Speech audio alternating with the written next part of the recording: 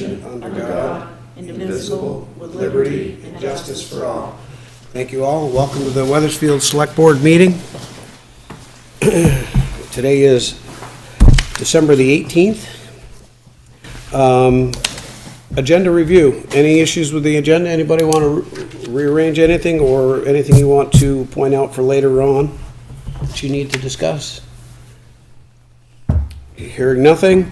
Comments from the Select Board, Town Manager, and citizens, topics not on the agenda. Anybody on the board have anything they want to? Today was kind of a wet day. I know that Ray is here. How's the roads looking out there, Ray?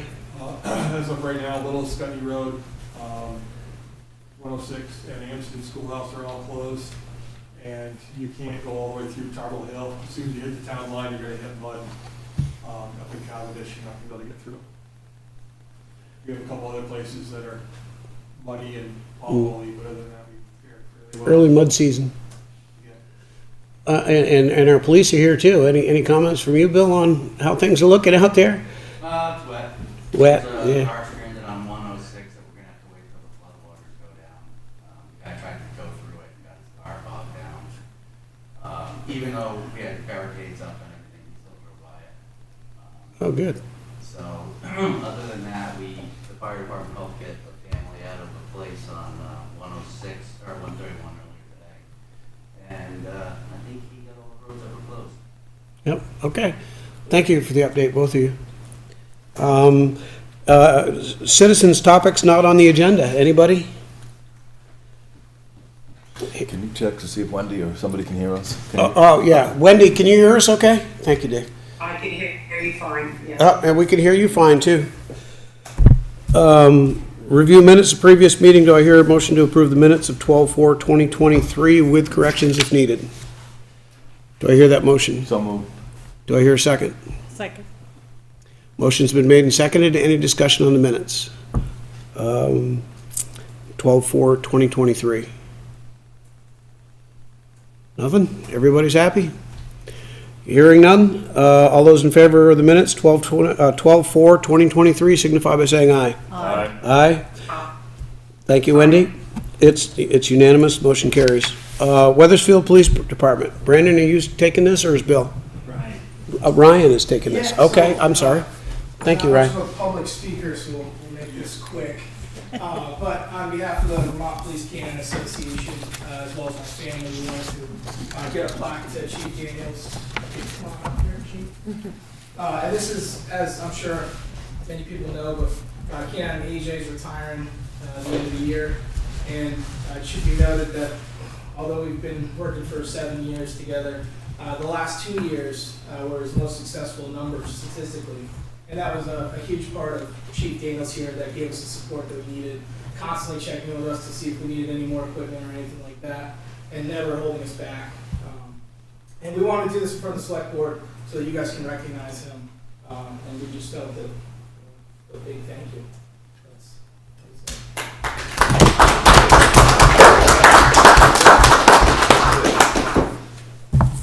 And just so you guys all know, Ryan's last day is going to be January 3rd. We're not letting him go. I know.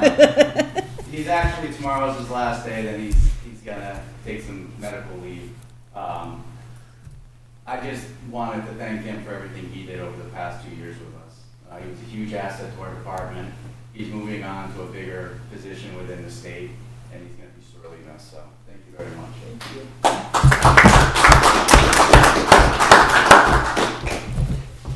Thank you. Anybody up here want to comment?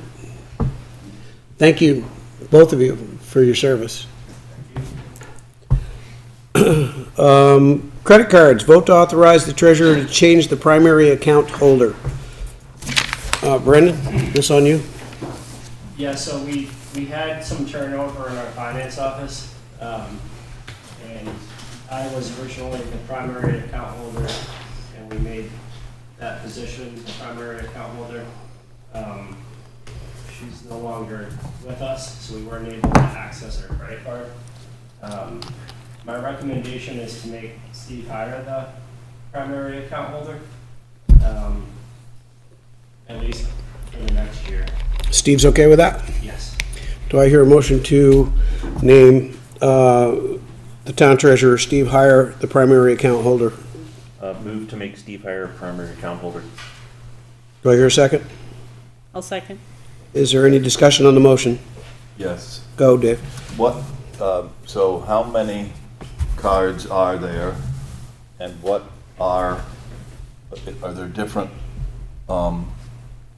limits to them? So there is 5 cards.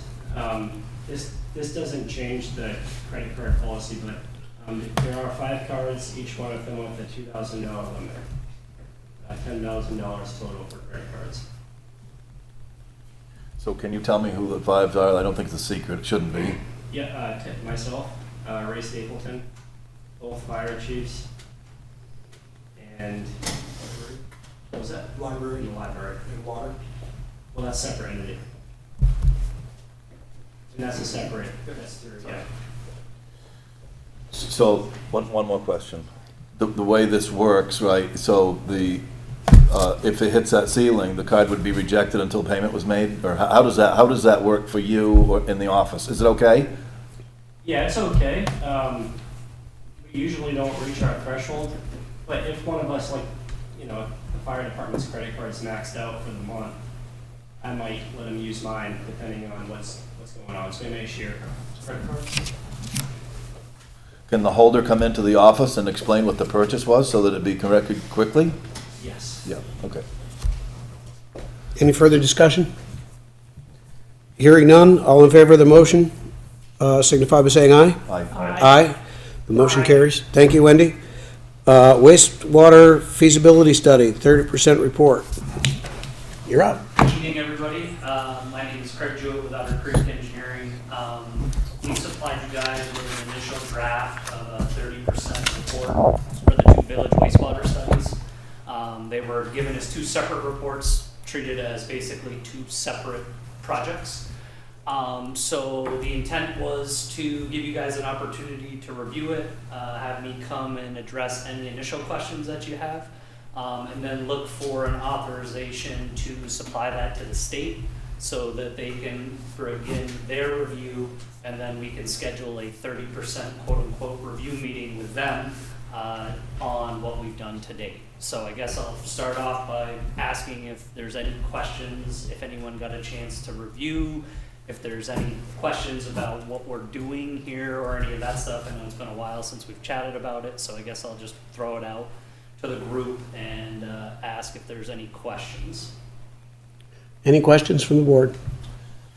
Yes. Go. I'm trying to find where it is here in the study. I've served the town a long time and had lots of these studies, different things, and one of the things that's most frustrating is that studies get done and then they go on the shelf somewhere and then nothing happens and until somebody wants to do something, and then you find out that you have to do a new study.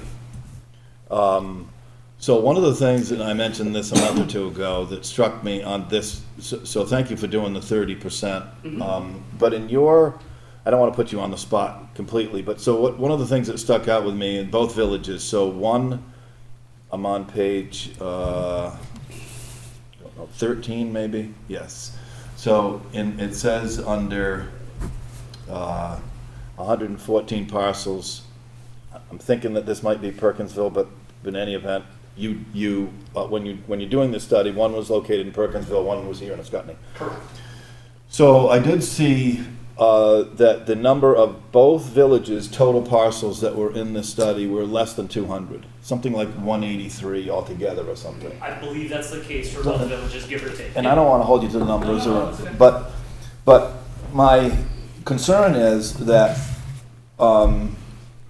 to not make this a study that goes nowhere, that in either village that something would happen where I don't see a standalone wastewater treatment plant be able to survive with that low of a number. I agree with you that it's certainly a legitimate concern, and I guess I'll start with Perkinsville. Yep. So we looked at Perkinsville, and if there's 2 maps that we produced for each village, if you notice, and it has soil information. If you look at Ascutney, That village is surrounded by green, what is colored as green soil, which is highly suitable for wastewater purposes. There are a lot of potential in this area. You go to Perkinsville, it's a lot of yellow, it's a lot of red, brown. I don't see, in my opinion, just an initial 30% review of this, of a viable option in Perkinsville that could be afforded by the number of users that we're talking about versus creating a pump station and seeing if Springfield would like to collect your wastewater related to that. And that's twofold. It's not just the construction portion of it, it's more the long-term operation and maintenance costs related to that. If you guys own a wastewater system, you have to create a sewer department. You have to have the ability to maintain it, all of these other things. If you were to pump to Springfield, for instance, Springfield sends you a bill, you have a maintenance contract to deal with your pump stations, you send bills out to your users, it's a lot cheaper and a lot less cumbersome from a regulatory standpoint.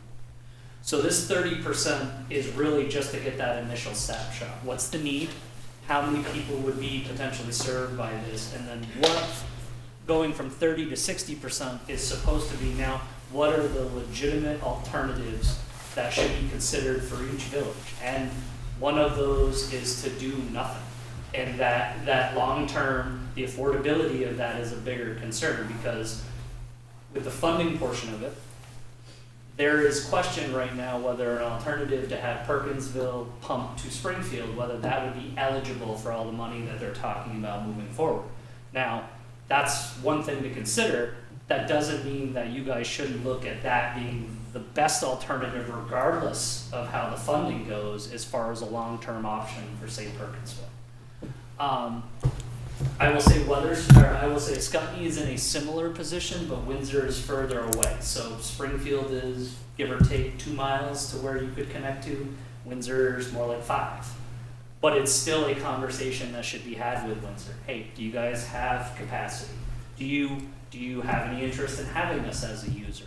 Those conversations should happen between what is 30% now and 60%, because what the town doesn't want to get into is the tail wagging the dog and not looking or looking at alternatives that are only eligible for the free money, instead of the town looking at all of the alternatives that allow you guys to make the best decision long term for each community, because they are different, they have different needs, there are different requirements to it. And so your point is absolutely well taken. That's from going from 30% to 60% is developing those initial alternatives to look at. Between 30 and 60, for instance, you can go to Perkinsville and we can identify the 3 or 4 landowners who may have the amount of soil necessary, suitable to do those purposes. Do you, as the landowner, have any interest? If the answer is no, then we don't have to chase that alternative any further, because the town doesn't own any suitable parcels within either village. And that is one big thing to take out of this 30%.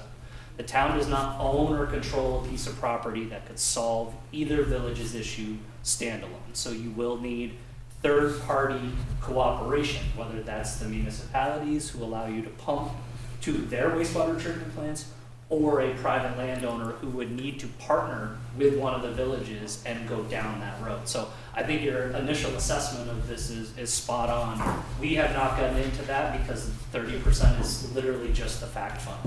And then I guess the one other thing I would add to that, if there are other studies that have been done related to this wastewater conversation, and you guys are aware of it, we would love to get our hands on copies of anything you guys know exists. We have asked the state.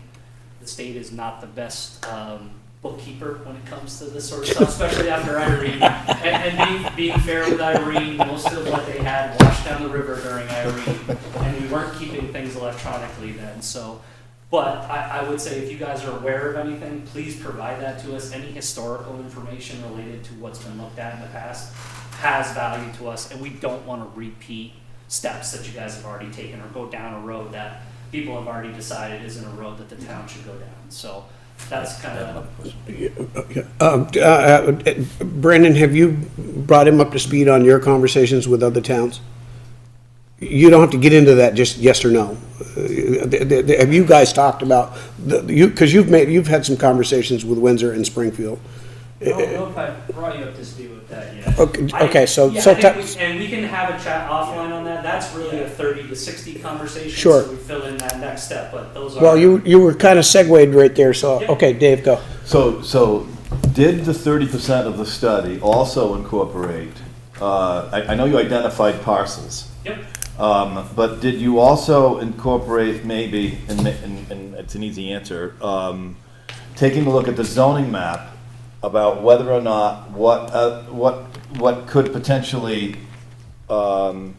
spring up through zoning with building to also include, in other words, when you said 83 or whatever the number is here, I didn't put my glasses back on in Perkinsville, but does the current, without changing zoning, would that, within the village parameters, would that expand to 150? Would that be 120? What? So we have not looked at zoning yet. That number is strictly parcels that exist currently. Part of going from 30 to 60 would be that conversation of here's the opportunity where you could promote growth in an area that's zoned for growth, and that there is a number in there for future expansion or future growth within the villages. So I think, if I remember correctly, I think at Ascutney we were at like 30,000 gallons a day, and that was with a buffer in there to, increase 20 or 30% based on growth. Same with Perkinsville. So that's an ongoing conversation as we go through.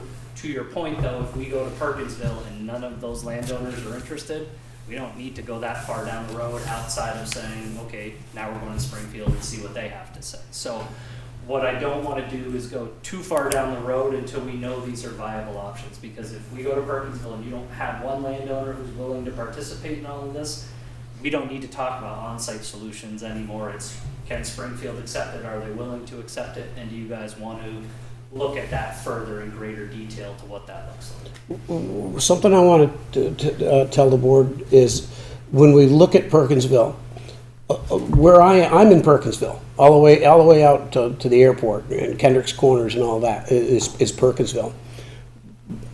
There's also a Perkinsville village with a outline. This only applies to the designated village center, which Plus 1,250 feet okay. around the Right. designated village center. The- So it does include some, but Okay. not all. Right. So just so everybody understands what we're looking at when you look at a map. think he And has the a map. projects Yeah. can, There's a map. and the projects can only serve those people. That does not mean the town could choose to have somebody else served, but the money that's being talked about is only to serve the designated village plus the 1,250 feet directly outside of the village. Thank you. August. Thank you for coming and Yep. and giving us the update. I know this is a very important study to the folks who live in Perkinsville. I'm a Perkinsville resident, not a village resident, disclosure. I had two questions. I'll try to keep them short. Sure. One is, in terms of alternatives, part of the agreement called for you also to develop alternatives as part of the study. Yep. It looks like you're looking at a pump out station for Windsor or other town as an alternative, it sounds like. Have you also, with the homeowners that are directly impacted, and probably the most impacted, the ones with the shared septic systems, Yep. what is the number of homeowners with those shared systems? And is one of the alternatives to also look at what could be done specifically for those private homeowners? Are there alternatives to solve the problem with the aging shared systems? And what are the ranges of alternatives specifically for that? So the alternatives in the report, specific to Perkinsville, was that we would identify 2 sites where on-site wastewater could be developed of a certain size. So they didn't predetermine what the size was. So that could be a smaller system to deal with some of the shared wastewater stuff that you're talking about. It's intended to be more of a village-wide sort of solution, a decentralized, centralized wastewater system, as silly as that Right. sounds. If you don't have any landowners to participate, there's really no alternatives to review because it requires that third-party participation because the town doesn't own it. What about alternative types of septic systems such as the Presby systems, which are, I Yep. think they came out of New Hampshire? Yep. So if the town wants to look at trying to solve a particularized issue within the village and provide some alternatives for that, that is something that we can look at.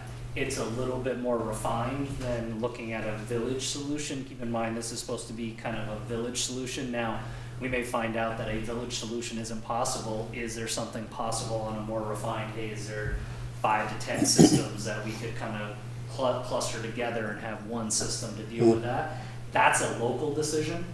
Yes. To decide that you want to go to that degree and not try to look at something village-wide. And that goes to my second question, which I will keep short, which is, for the residents of the village, I think a community hearing is vital, so that those who are most impacted have a chance to share what their concerns are, their fears are, their challenges. But at the same token, all the other residents of Perkinsville have a chance to comment that might be impacted with whether it's on this.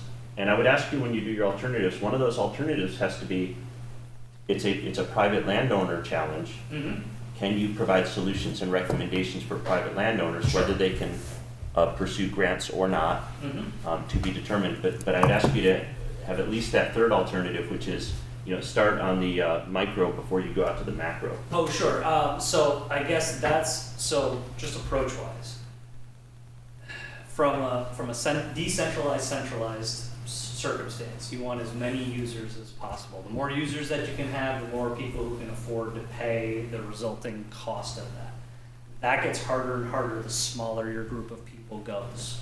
So it's just something to keep in mind related to that. It's not to say that that's not an approach that could be taken related to that, specifically with failed wastewater systems. So that is one item of note. Most people don't want to identify that they have a failed wastewater system because it creates a whole nightmare for them, and I fully understand that. Having a failed wastewater system makes some of these conversations move a little bit quicker because there's an onus related to solving a problem.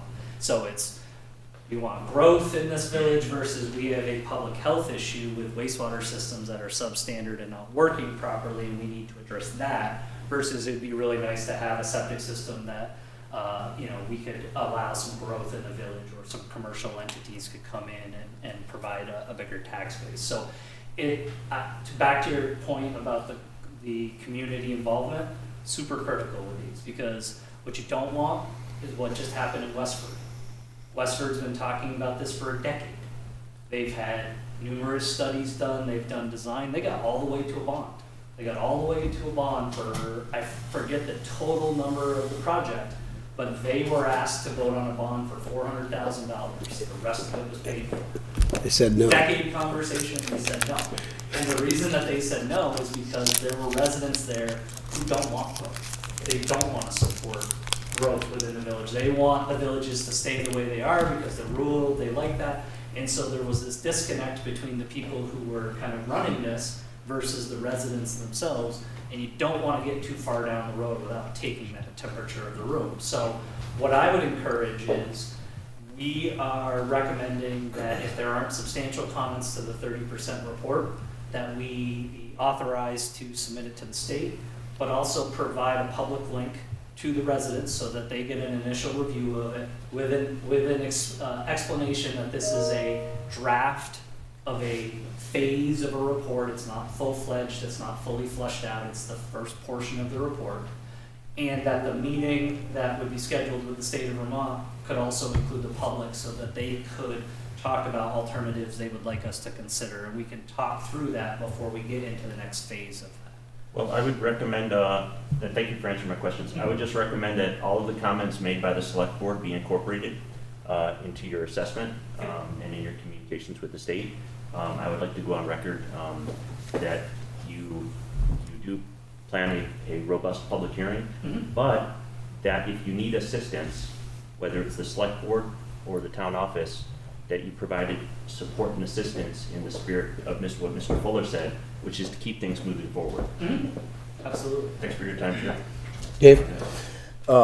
Does the, as a follow-up to that, does the, I think I remember your entire contract with us to be something like $40,000, is that? It was 80 something for this agreement.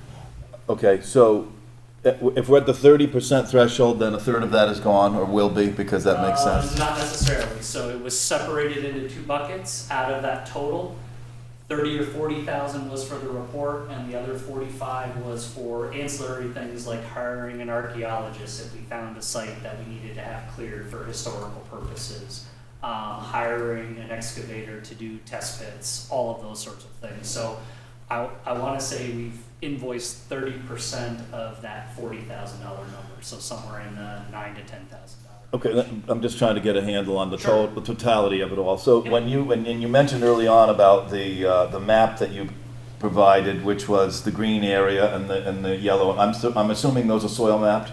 Yeah, Probably. there are soil maps in there. I believe it's figure 8 and figure 4 or 5, I believe, for each report. Yep. But it essentially overlays the tax maps and the soil maps to show you kind of where desktop suitable soil would be located and give you a sense of size, because that's the other portion of it.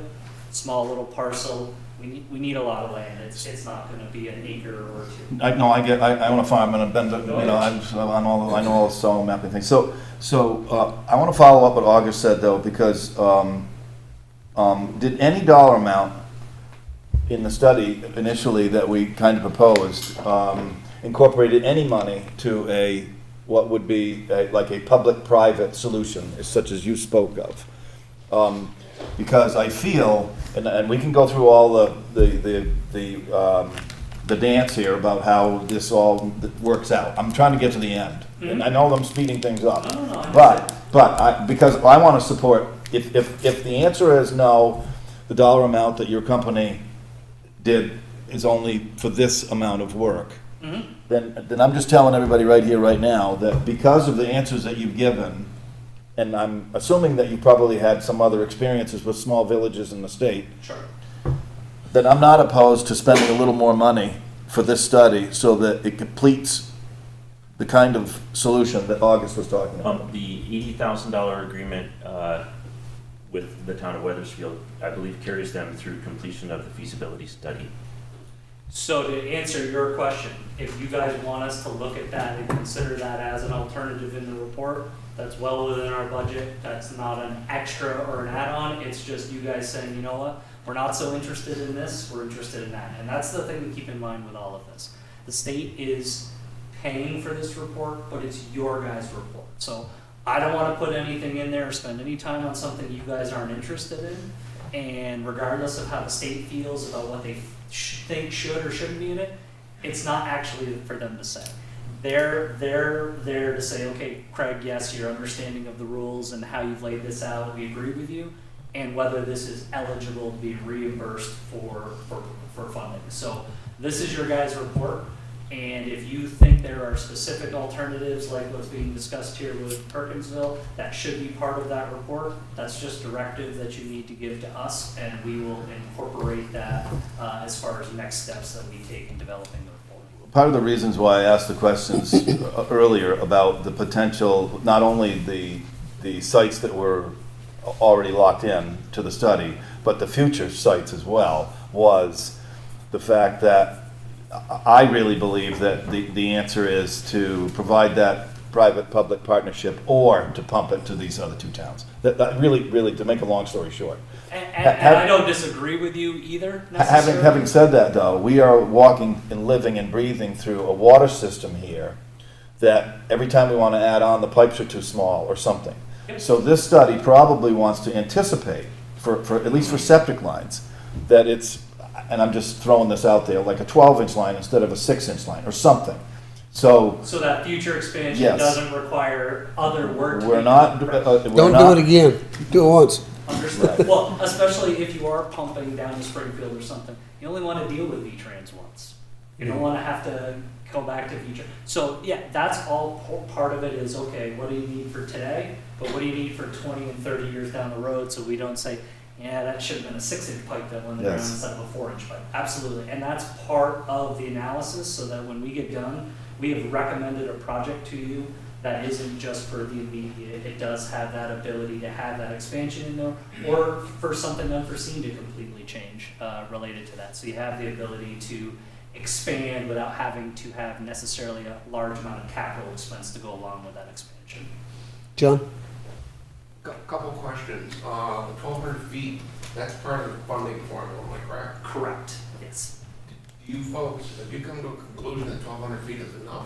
'Cause it looks like it didn't go far enough north. So the 1,200 feet is in statute by the legislature. So what they decided was, okay, the designated villages are a delineated area. It's 1,200 feet outside of there. That's kind of where we're drawing the line. Now, that doesn't mean that you can't develop that system for it eventually to connect to those spots or to connect beyond there. And to your point, speaking about expansion, they just won't pay for you to serve that person. So it's build it, and then hopefully if everything goes well, you can serve those people in the future, or at least you've thought about it ahead of time, saying, yes, we're only allowed to serve these people with the money that's available, but we don't want to ignore long-term options and availability of serving more people in the future if this turns out to be a success. A couple editorial Sure. issues. You got the word Battenkill in there somewhere. And that was probably an error from a different report. Copy Yep. paste. Yep. Yep. And the maps of Ascutney are duplicated in the Perkinsville, or at least in the electronic version. Oh, okay, and I can, so there's figures 1 through 8, first 4 are for one report, and then 5 through 8 are for the second report, so it may have just been a reference. Not a big deal. One other question, an in-ground system, does an in-ground system do as good a job as sending it to a plant? The reason I'm asking that is that an hour ago, there was a meeting upstairs about PFAS being in the water system. Mm-hmm. I'm not sure that even the plants take that out, but you always wonder, how's it getting into the water system? And when you let it leachate out into the aquifer, that's how it gets in there. So from a strict treatment standpoint, I would rather it go through a wastewater treatment facility that gets sampled, that has to, show its compliance over time, than out of sight, out of mind. It's in the ground. We don't necessarily have to worry about it. If it were my choice, I want to send it to a tertiary treatment facility rather than an on-site system. I also look at it from your guys' perspective. What can you afford to maintain moving forward? It's a heck of a lot easier for you guys to have a maintenance contract with somebody who maintains pump stations and sends you guys a bill and collect a bill from Windsor as it is to create a sewer department, figure out a billing system, okay, who's tracking that, all of those other things that go into it that are completely outside the capital cost of that. Capital cost is it's the long-term, operational cost related to that, and the two alternatives are vastly different as far as that long-term. And I'm not saying that, developing a pump station and pumping to Springfield wouldn't be an expensive proposition, but over a 20-year time frame from an operation standpoint, you're gonna find that one has a much higher cost than the other one does. And that's part of what our alternatives analysis will do as well. It's not just the capital improvements, it's also the life cycle cost related to that. So when you need to replace things in 20 years, what's that cost? And that gets brought up to today's dollars so that you can look at actual dollars to dollars versus, well, this is really big capital and we have low O&M, one versus the other. So it's not just the initial capital, it's also the long-term O&M related to you guys in operating the system that you develop. The 1,250-foot buffer or extension area, whatever we call that, that is for service application, the people that can use the system. If we were to either put in a wastewater facility treatment or even if it's just a large leach field system, can that be located outside of that? Yeah, so the area that you identify for treatment can be outside of that area. Okay. The village designation in the 1,200 feet is really related to the service Okay, area. I just wanted to clarify Serving that. the system. But if you found something outside of that and it was viable, that would be fully eligible. So the system itself doesn't have to be within that area, just the people you are serving with that system. Very good, thank you. Go ahead. Anne Marie. Just some common sense looking at the big picture. Mhm. I think the town has talked to Springfield, and that's not to stop you from talking to Springfield, Sure. but I think they said that they weren't interested or they didn't have capacity anymore. Mhm. And then the other thing is that we didn't identify any public spots with the pumping station. gate going forward? You know, just to do the check marks before you begin really digging in. Sure. And then the other question was, there's really no growth for room for growth in Perkins, unless, except for the general store, that counts as growth. And so also that's something to look at. Does that just disqualify check, and then it would be just easy, you know, well, these are major obstacles, no sense going forward. So, first question related to the pump stations. We haven't identified any pump stations out there because we haven't actually started looking at any alternatives yet. We're still kind of in the fact-finding, data-gathering portion of it. The parts about, previous conversations that have been had with Springfield, I have not had any conversation with Springfield, and they may not have any capacity. And in that case, you check to see whether that's an option. It's not an option, and we can push that to the side and look at what's legitimate there. As far as growth potential, yes, Perkinsville is limited by the growth, has limited growth based on the on-site wastewater needs of everybody and the current isolation distances required to meet that. So if someone wanted to expand their wastewater system, they are typically limited in Perkinsville to their neighbor's well. Their neighbor's well is a restriction on what they can do with their wastewater system. Or they have to spend a lot of additional money to make that work, putting in pre-treatment or something else. That is something that's noted in this first 30% to say, hey, this village is very limited with this potential. The homeowners are going to have increased costs as these systems start to fail and they need to replace something. So there is a need. So there's a need just from that standpoint and the future growth portion of it. So part of the report is establishing the need for the village to do this and then to look at what we think are viable alternatives.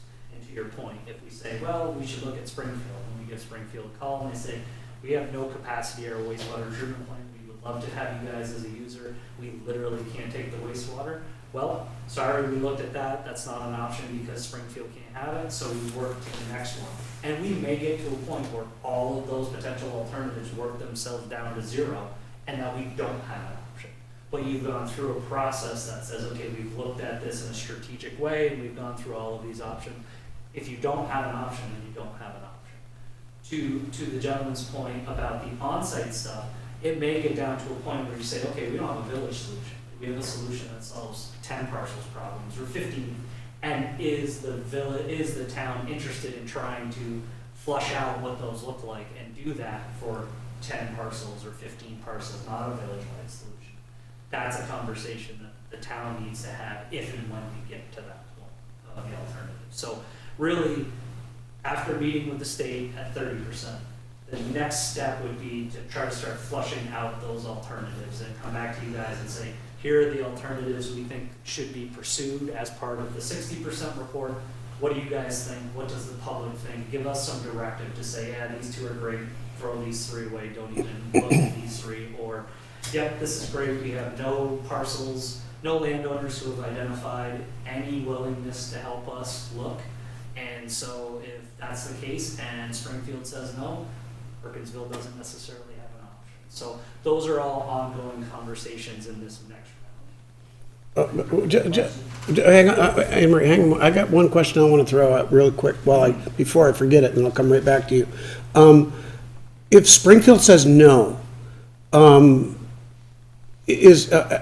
do we determine, or how do they, or I'm thinking partnership, determine whether or not the site that they have can be expanded and form a partnership?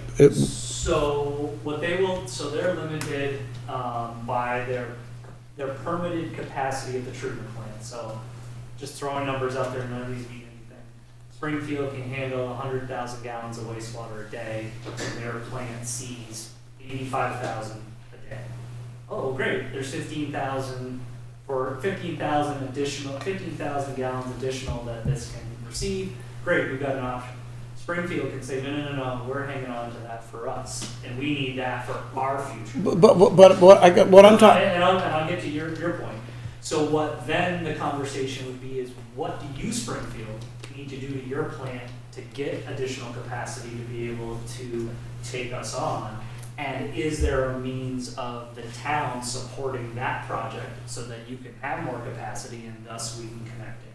So that's the partnership that you're looking for. Yes. To say, okay, Springfield, you don't have capacity now. What do you think it would take to get the capacity that we're talking about? And are you guys willing to consider a project like that if the town is willing to partner with you guys to try to get it? The first thing that comes to my mind on that is the feasibility of the size of the lot they're on now. Do they have the room to even expand or not? Oh, And they Or the probably, sure. I actually know the engineer who deals with their wastewater system. I bet you they've had those conversations before because they're in the same position right now. Whether they have 20% additional capacity, they're always Sure. looking to be like, hey, where can we make some more room, or Okay. stuff's falling apart at the plant. We're gonna do a major refurbishment here. What else should we be adding to this to increase our capacity moving forward? So that's part of the conversation with Springfield. If it's a no, we don't have capacity, then the next question is, well, have you guys talked about what you would need to do for capacity? Okay. Do you have some idea of what that looks like so we can have a better understanding? Maybe we can help partner with you, maybe we can't. But Right. that's the conversation. So it's not Absolutely. just no and walk away, it's no and gather a little bit more information. Very good. Anne Marie, back to you. This being Vermont, and you do a survey of what do you need, say, what's your system failing, and so you go through the people portion. How do you negate the outliers who are like 70, 80 years old and going, my septic's not gonna fail in my lifetime, I can't afford this money, I have a clue. How does that, do you still identify, can you still identify a failing system? Or can you just sort of take them at their word? So you can certainly, a failing wastewater system is the state's definition of a failing wastewater system is discernible to most people who have an on-site septic system. You have pooling effluent, it smells, that's a failed wastewater If system. it's not at that point yet. Correct, but you know the longevity of, right. So one of the ways we do this normally is we do a parcel survey, so we send out a flyer with some survey information, hey, what do you know about your wastewater? And just try to collect some extra data related to that, but to your point, it's only as good as the data that you get from people. So it really becomes a decision for the boards at that point to say, okay, this is what we're getting from the residents, here's what we think is really going on here, or you know what, we don't have a ton of failed systems, but we're really concerned about the potential for growth or the potential of that village being limited when those septic systems do fail. We want to push this forward even a little bit more related to that. Because again, do the study, figure out all the possible alternatives, and then see what seems viable, what doesn't seem viable. What I would say to answer your question is you're never going to get to the 100% confidence that you know exactly what's going on with those wastewater systems, because a lot of them were done before the state even regulated wastewater systems. So there's a lot of unknowns related to that. I would say general rule of thumb, if your septic system is more than 30 years old, I won't say it will last forever, but it's a good chance that you're not killing your system and it's probably in good shape right now, and if you're not changing anything, it'll be fine. But know that that's a finite thing. It will not last forever. At some point in time, it is going to fail. It is going to stop being useful. And then what are the options moving forward there? This is it, because we're going to be moving on. The town, the side of the street faces the river. And at a certain point, the EPA said, you can't, and there's still pipes going to the river that we're Yep. not using. Yep. But they all came in around the same time. Yep. So are you going to look at the history of the septic systems? Sure. So we'll look at that from try to make some broad brush generalizations about the area and the vintage of the wastewater systems, when they were constructed, that sort of thing. We'll make some broad generalizations. We won't do an in-depth forensic of people's septic systems or what they have connected to it, that sort of thing. That's my last question. Are there any other questions or comments? Thank you very much. Thank Thank you. for coming. Very, very informative and very well done.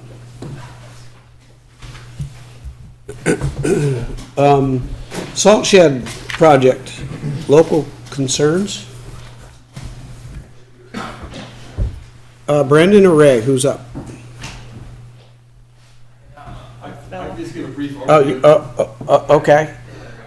This project started over 5 years ago, when I first took over the highway department. We had a meeting at the town highway shop one day, and we discussed the salt shed. I think you were there, and I believe John Harris was here. It was brought up that we need to start planning a replacement for that shed, not so far down the road. At that time, I offered to start looking for grants to find money to do it, so it wouldn't be all in the town. And in that process, we've applied 3 times or 4 times, been denied for the complete project. Speaking with Martha, she mentioned if I do a scoping study, that shines some brighter light on your project for when you're filling out a grant to get the money to actually do the build. So this grant is for a scoping study to design or to find the feasibility of a proper design for a salt shed at the highway garage. So then we can have something to go out and look for grants with. So that being said. Okay, and you are? I'm Chris Ribbett. I'm with DuBois and King. We'll be conducting the scoping study. And so, as Ray mentioned, this came through a VTrans grant, and we're working with Martha with Mount Scottney Regional and Ray, and you guys are our ultimate client.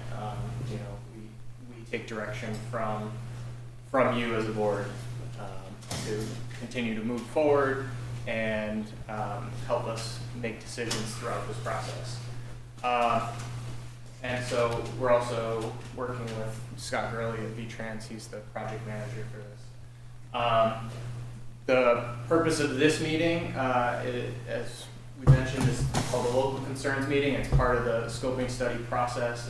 VTrans has a very prescribed methodology for going about these processes, and one of them is the local concerns meeting to get feedback from the townsfolk, you as a board, and you know, what we do during this process is we look at the overall site, we identify any constraints that may affect being able to build a new salt shed.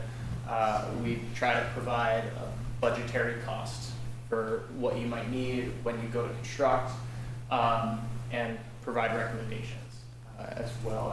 You know, and that's for, you know, I think it's usually we'll try and put together 2 or 3 alternatives for the site. Scoping study, where it falls here within a larger plan. Strategic plans are usually town-wide, look at multiple things throughout the town. Scoping studies are very directed towards one particular project or one particular site. It kind of falls in between that town planning and actually moving towards construction, where we're doing the engineering and permitting for the project. So it's, again, pretty brief. And the site we're looking at is obviously the town garage on Stoughton Road for this. And so far we've gone through, we're beginning to look at existing conditions now. You know, what actually exists on the site, which, you know, is the town highway department's operations, the garage building, the sand stockpile, obviously the salt shed there, that concrete bunker, and, you know, the town uses that property to store all the things that they need for for doing their work on a yearly basis. And so we've kind of met with Ray already and Martha and gotten at least some initial feedback here. But we're currently looking at, you know, all of the different areas of the parcel, considering the zoning regs on it, which it's a huge parcel. There should be no room in fitting it within the zoning regulations there, at least from a high level view. And now at this meeting, you know, we're presenting the project to the town to allow for feedback at this point. If there's any questions about what we're going to be doing, if there's any concerns about constructing a new salt shed on his property somewhere. Any historical information that people know of that, you know, could impact the work we do, or, you know, anything that people want to provide us for feedback. That's the initial bit of this. Is there some sort of idea or plan for what this building is going to be and where it's going to be located? Ray's given us an initial indication. This right now is again, it's just the very beginning. We haven't begun to look for alternatives yet. We've, like I said, we've had some initial indications from Ray what he would like for his vision. But this particular meeting is just about presenting it and giving you the heads up that it's gonna, you know, it's coming, and then there's alternatives coming, and gathering information. This also is the place for people in town to say, you know, wait a second, there's an old cemetery here, or there's this might be here, or that might be there, or a neighbor saying they're worried about contamination. And this is where people can jump in and say stuff before we start saying, okay, we're gonna build a salt shed, and then find out that people are really, really against it. Kelly? Okay, this is before my time. Why are we moving it? Are we moving it for a certain reason, replacing it, or? It could go in the same exact place it is now. The reason for a different construction is to prevent salt from leaching into the ground more than it already has. We've already replaced one well. It was close to $70,000 or $80,000 to drill the well for the neighbor. Oh, that was from the salt shed? Yes. Okay. Yeah, so I remember hearing about that. I just wasn't sure what that was from. My understanding is that there's no bottom to it, so the salt just There sits is on concrete sand. in the bottom of it. A lot of the water comes in from the top and it's leaching. Go ahead. Oh, Let's go to the map. Well, first of all, I have a really big question right from the face. So when this started out, yes, we were talking about the salt shed. Has this expanded to a building that will hold 5,000 yards of sand? Because it says Weathersfield Sand and Salt Shed. So I hope. yeah, I think that was a presentation we've done before. It was because inadvertent to put sand in there. It's a salt shed. It's going to be a salt shed. Where I was going with that was, I've had a farm for 47 years, and there's a reason why, and throughout the state, there's a reason why farms have moved away from silos to ground storage. It's machinery breaking, operator error, everything, and the cost of putting it in a silo, which is a contained unit, which is like a building, versus open air, dump trucks, much easier to work around. So if we could turn to the map, if you look, the salt shed got built where it's now located. Wes Hazeltine has told me in the past that the town garage was built in 1973, his first year of employment, it finished.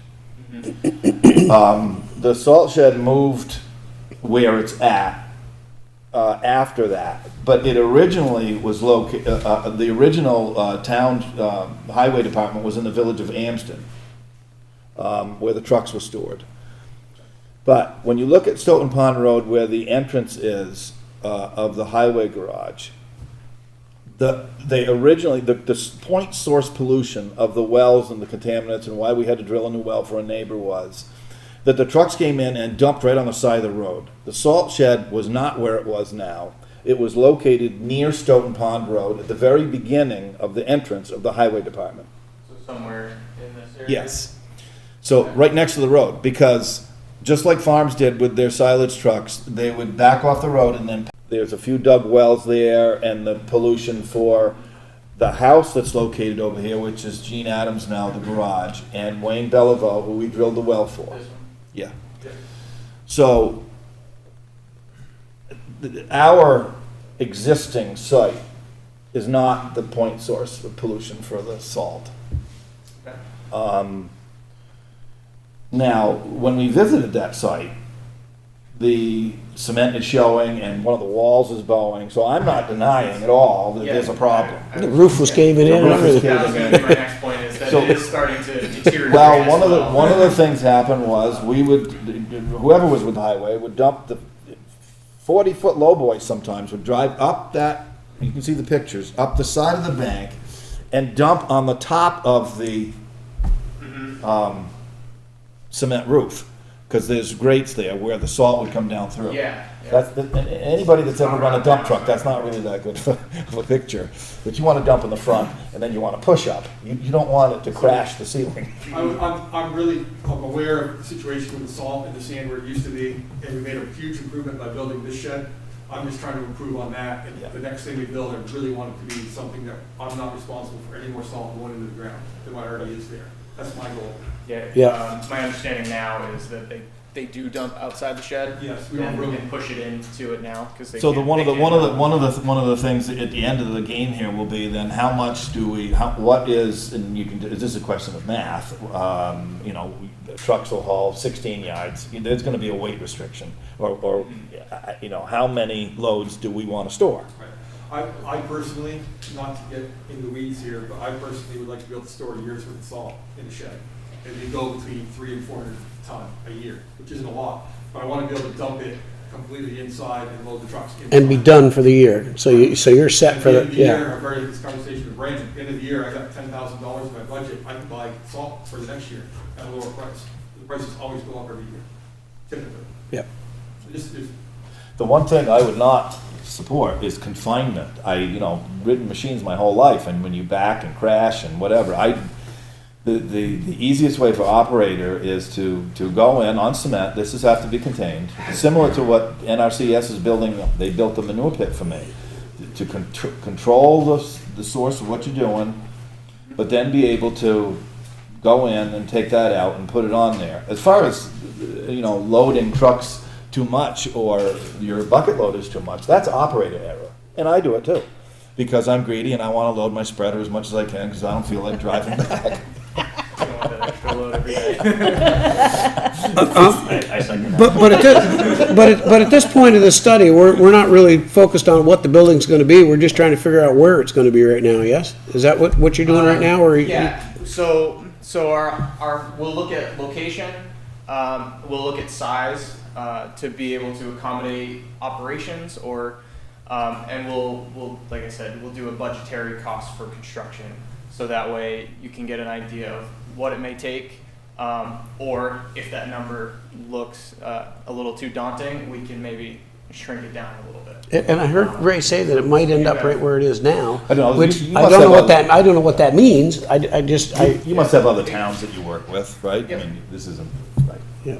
That was my thought too, is as you're moving forward, I'm probably stating the obvious, but there are probably towns of similar size, similar requirements that probably have pretty outstanding salt sheds. And we're a small state, so it should be easy to find some best practices. I've looked Yeah. at a few other towns already. Yeah, there's a few that we've done and are currently working on as well. So this is to address any red flags. Somebody says it's a cemetery or a burial ground. Sure. Whatever. Yeah. This is the time for people to jump up and say, and we didn't want to have to warn a special meeting, to have a separate meeting, so we kind of jumped into you guys. But right now, we don't have an actual identified location on the site at this point. So this is just the beginning. Like you said, it's a good opportunity for anybody to ask questions. Or provide commentary, as David just did. Yeah. Is there And I appreciate budget that. for this? Is there a budget for this, For the Brandon? scoping study, Something. Is there? it's a $45,000 grant, and 80% of that is covered by the state, so there's 20%. Have we voted to do that through the budget process? Or Yeah, we did that. Okay. So somewhere, what did you just say, 45 and then 20 match, so it's $9,000 for us? Yes. What does that include? Engineering plans? Building plans? Pizza. It'll include chips and a drink. It'll include Hot dog, no roll. couple rounds of couple public meetings. So this one included, and then we'll have another round with actual, alternative concepts to look at and consider, and ultimately, we'll hopefully identify one particular alternative that the town would like to pursue to the next phase, where they can get into design Is it your intent to come in with several options, several? 2 to 3. Yeah, okay. And then one of the alternatives is always a do nothing. That's one that's just. Well, I don't know that we're, I think Ray's made it pretty clear that something's gotta be done. Yeah, I don't think it's think obvious, we can do there's a safety issue, just waiting We over. did a temporary fix. Right. That's correct. Right. And Ray, with the engineering completed, it makes us more competitive for a grant. Yes. Correct. Yep, Yeah, we've tried for 4 years Perfect. and had no success to do a design and build. Yep. Now we're doing a scoping study, gonna get a design and then a build. So it's our intent to apply for a grant to pay for some of this. Correct. It opens us up for more funding. Did you have anything, Martha, you wanted to add to all this, or? Is there a timetable on this? Is it gonna be done in The 24? deadline for the grant, What do we say, June 1st? June 1st of 2024. So roughly 6 months. the grant deadline is actually the 30th, but June 1st is what we're shooting for. I believe. That's when you'll have the information to us again. No, we'll have another one. I believe my last slide there said about February we'll have Oh, okay. a second meeting. We'll plan to have a second meeting with the alternatives. I hear February and my mind jumps right into March. First Tuesday in March is town meeting. And whether or not it would be better to just be after that, with that next meeting, but. We can adjust it as needed. That's not a hard. Just want everybody aware of everything that's going on, that's all. That's not a hard deadline. We've had some setbacks already, so we're trying to really keep it pushed. We have a certain deadline we have to meet, so Martha's okay. really on top of that. She'll be the one to tell us when. Okay, that's fine. Or, if we do really well, we can have it before that. We'll see. Any other questions for Chris? Hearing none, well, thank you, Chris. Thank you. We'll look forward to seeing you again here in a couple months. Sounds good? Thank you. Second-class liquor license renewal, Fireside Beverage LLC. Do I hear a motion? Is it not in our packet? No, it's not. Do you- It is not, it's a renewal. The town clerk, you There's a packet thing here, but it's not. want to pass that around? Yes. I want to see what It's for the Fire- liquor store Fireside- down here, right? Yes. Yeah. And I did talk. I to- figured it's about that time. Yeah. Thank you, Martha. There's no issues. Yeah, just a liquor store down here in the We campground. got any issues with this? No, I didn't see it on the thing, so I don't know whether, is that the right name that we have to put in the motion, or? Yeah. Fireside, yeah. That's Ross's, Yeah. right? Ross's Liquor Store Yes. up at Running Bear. What, is there only just the one? Yes. Doesn't he have two? Does he not sell beer out of his other store anymore, or is it all? No, the out other of store's gone now, isn't it? Oh, I don't know, I is haven't it? been up in there. Yeah, or it's just a, yeah. Is this something that the board signs, or no more signatures, didn't Flo Ann say? No more signatures, it'll just be in the minutes. Motion to approve the second-class liquor license renewal for Fireside Beverage LLC. Do I hear a second? I'll second. Do we need to put the Motion's been made location and seconded. Site 1 and 2, though. Route 5, Site 1 and 2.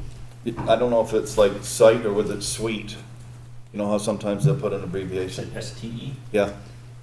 Yeah, It's typically sweet. sweet. Do they sell out of any other location? Why didn't they have two there, though? He did have a store, if you drive up behind that building and up into the campground, there was a store there too. He only sells beer there. Is there a liquor license and a? Well, I'll clarify the motion to say that the location is 6220 Route 5. How's that? Then we Yeah. identified the Suite 1 and 2. 911 address. Yeah, I wouldn't even go that far. I would Okay. just And say- that's okay with the second? yep. Okay, any further discussion on the motion? Hearing none, all in favor of the motion signify by saying aye. Aye. Aye, motion carries. Thank you, Wendy. Backhoe replacement, back to Ray. Boy, he's just spending money tonight. Not yet. Does the backhoe run on salt? Yeah, there you go. Yes. What happened? The backhoe runs on salt. That's what August just said. Oh, we're having a salt backhoe. Or solar. We have a lot of solar down there. Ray, I'm sorry. Yeah, Um, go ahead. So we have a 2006 Cat backhoe with 8,000 hours on it. It served us well over the years. Part of my job is to, anytime a piece of equipment is up for being replaced, is assess what it's done and assess our needs. And this is something I've done a lot with this piece of equipment for 5 years now. And I've talked to other towns, I've talked to vendors, I've rented tracked excavators to see how they go compared to the backhoe. In our town, we need mobility, and we need to be able to move around all over the place. We have a wide area that we're taking care of. At first, I was kind of leaning towards a tracked excavator, but I need a trailer, and I'd still need a backhoe in a storm like today, or this spring when runoff's happening. We gotta run around and open up culverts all over town. I can't load it on a trailer and unload it. It didn't make sense. Other towns have a backhoe and an excavator. Good for them. I can't justify that in our town. The backhoe is fine. We can get a lot more done. We can get probably 35 to 45% more done with an excavator than we can the backhoe. It is nice to have the bucket on the front. We do have 2 loaders, so we're covered there. Eventually, we're going to have to replace our old John Deere tractor we use for the leaf blower. So we look at maybe a used tractor with a bucket that we can throw a set of forks on to fill that gap for the backhoe. So that's in the works, or we're thinking of it as well. I've thought of different sizes of machinery. I know that Springfield is buying like a 318 Cat wheeled excavator. That is way too big for what we're trying to do. I try to base it on the size of our roads, all the ditching we have to do, all the cleanup we have to do, and not wanting to block an entire road, but being able to work in close. So we've come up with a wheeled excavator as an option, and we have a certain size in mind. It's not a mini, but it's not a big one. It's right in the middle. And I think it would be the best piece of equipment for the town. And in the price range is about $20,000 to $25,000, $30,000 more than a backhoe. So it's not a huge amount of money in difference. I can definitely offset that with efficiencies. We've done a lot of ditching in this town with excavators that we've hired to come in and help us out. We still will have to hire excavators on bigger projects, like with ledge and deep culverts. We still won't have a machine big enough to do that. We're not going to eliminate that. But we will be able to maintain the culverts we have built and be able to get rid of the berms and keep up with our work, replacing culverts and whatnot with an excavator. It's just going to be a lot faster. Great. Did you want to show them this video? I know If you guys want to look at this video real quick, it's just a comparison between a backhoe. If you guys, a lot of you know backhoes and excavators, but if you don't, just watch this real quick. This is a side-by-side comparison. But they're covering it up with letters. This is the backhoe, this is the excavator. This is a little bit smaller of an excavator than what we were looking at, but you can see how quick the excavator is ditching. We're digging. He's done. Backhoe's still going. Yeah. To me, my crew wants to get more done. You know, we see the benefit with all the flooding and everything happening in the roads to get more roads ditched, more culverts in, and we believe this is the option that's best for the town. Anyway, this is showing a real excavator here. right.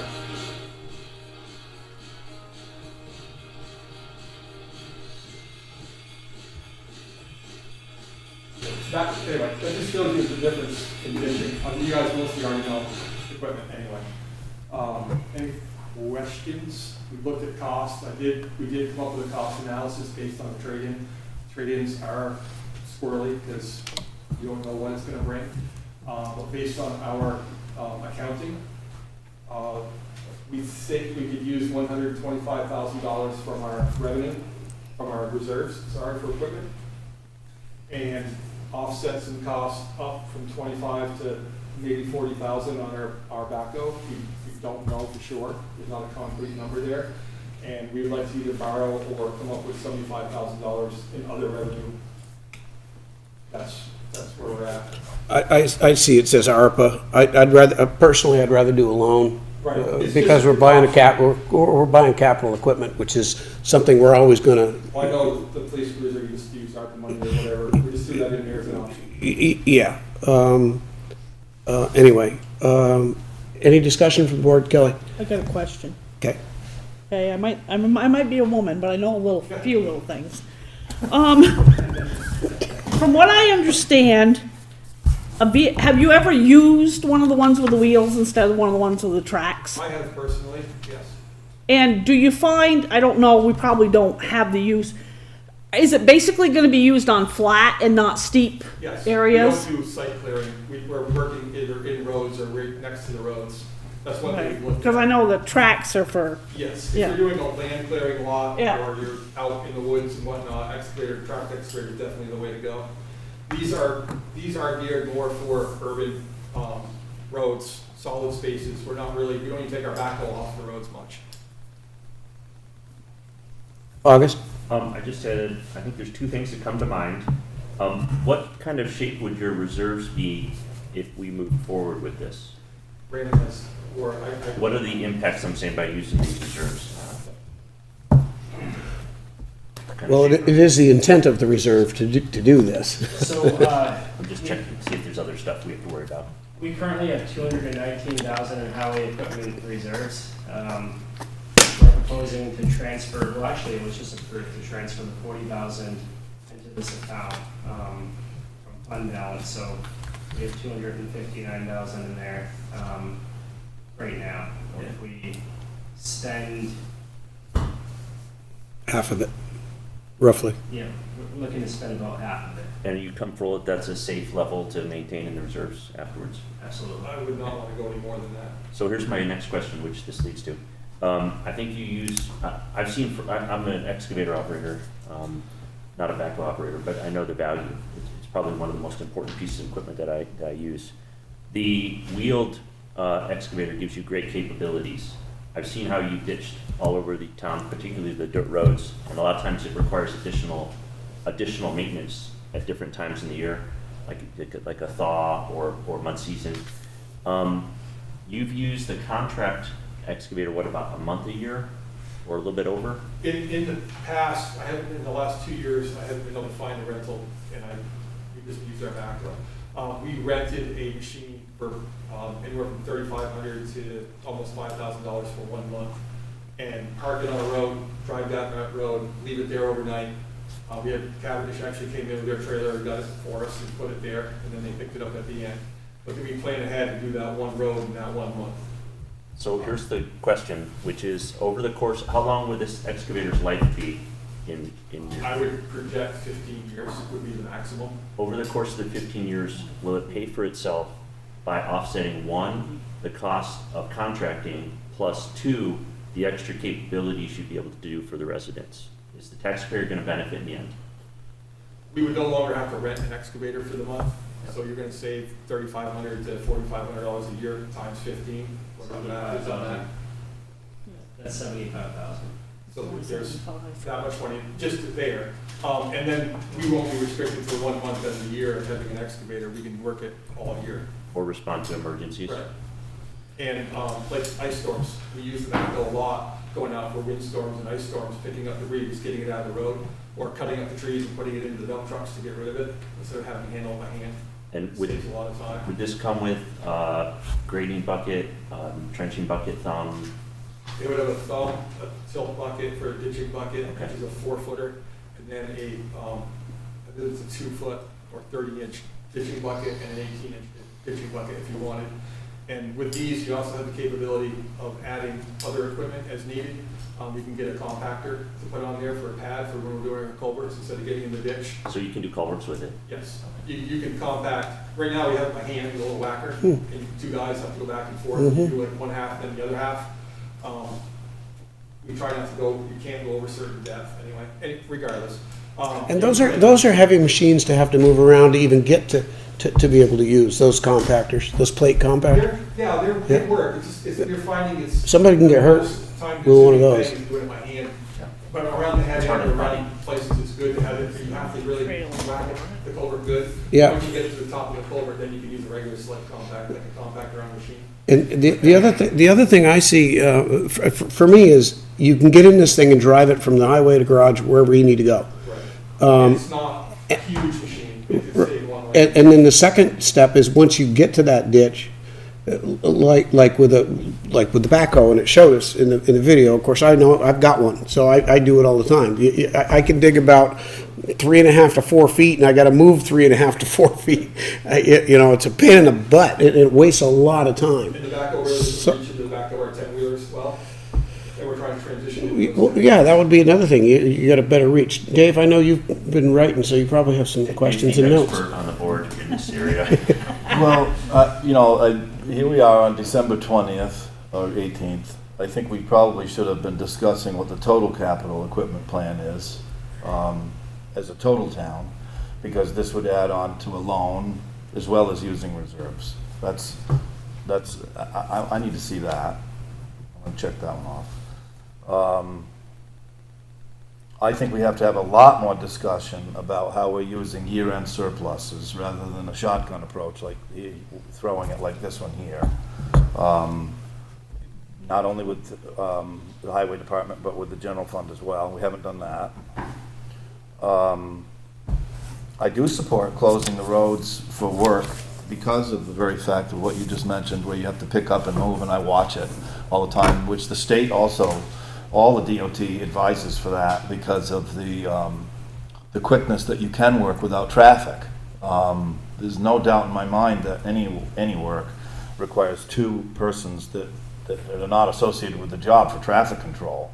How many dollars, by my estimation, we used this backhoe that we now have 460 hours a year for the term that we've had it. So we got the hours that are on it now, and you divide it by the years, and it comes out to be 460 hours a year that we use the backhoe. So that means 10 weeks, maybe a little longer.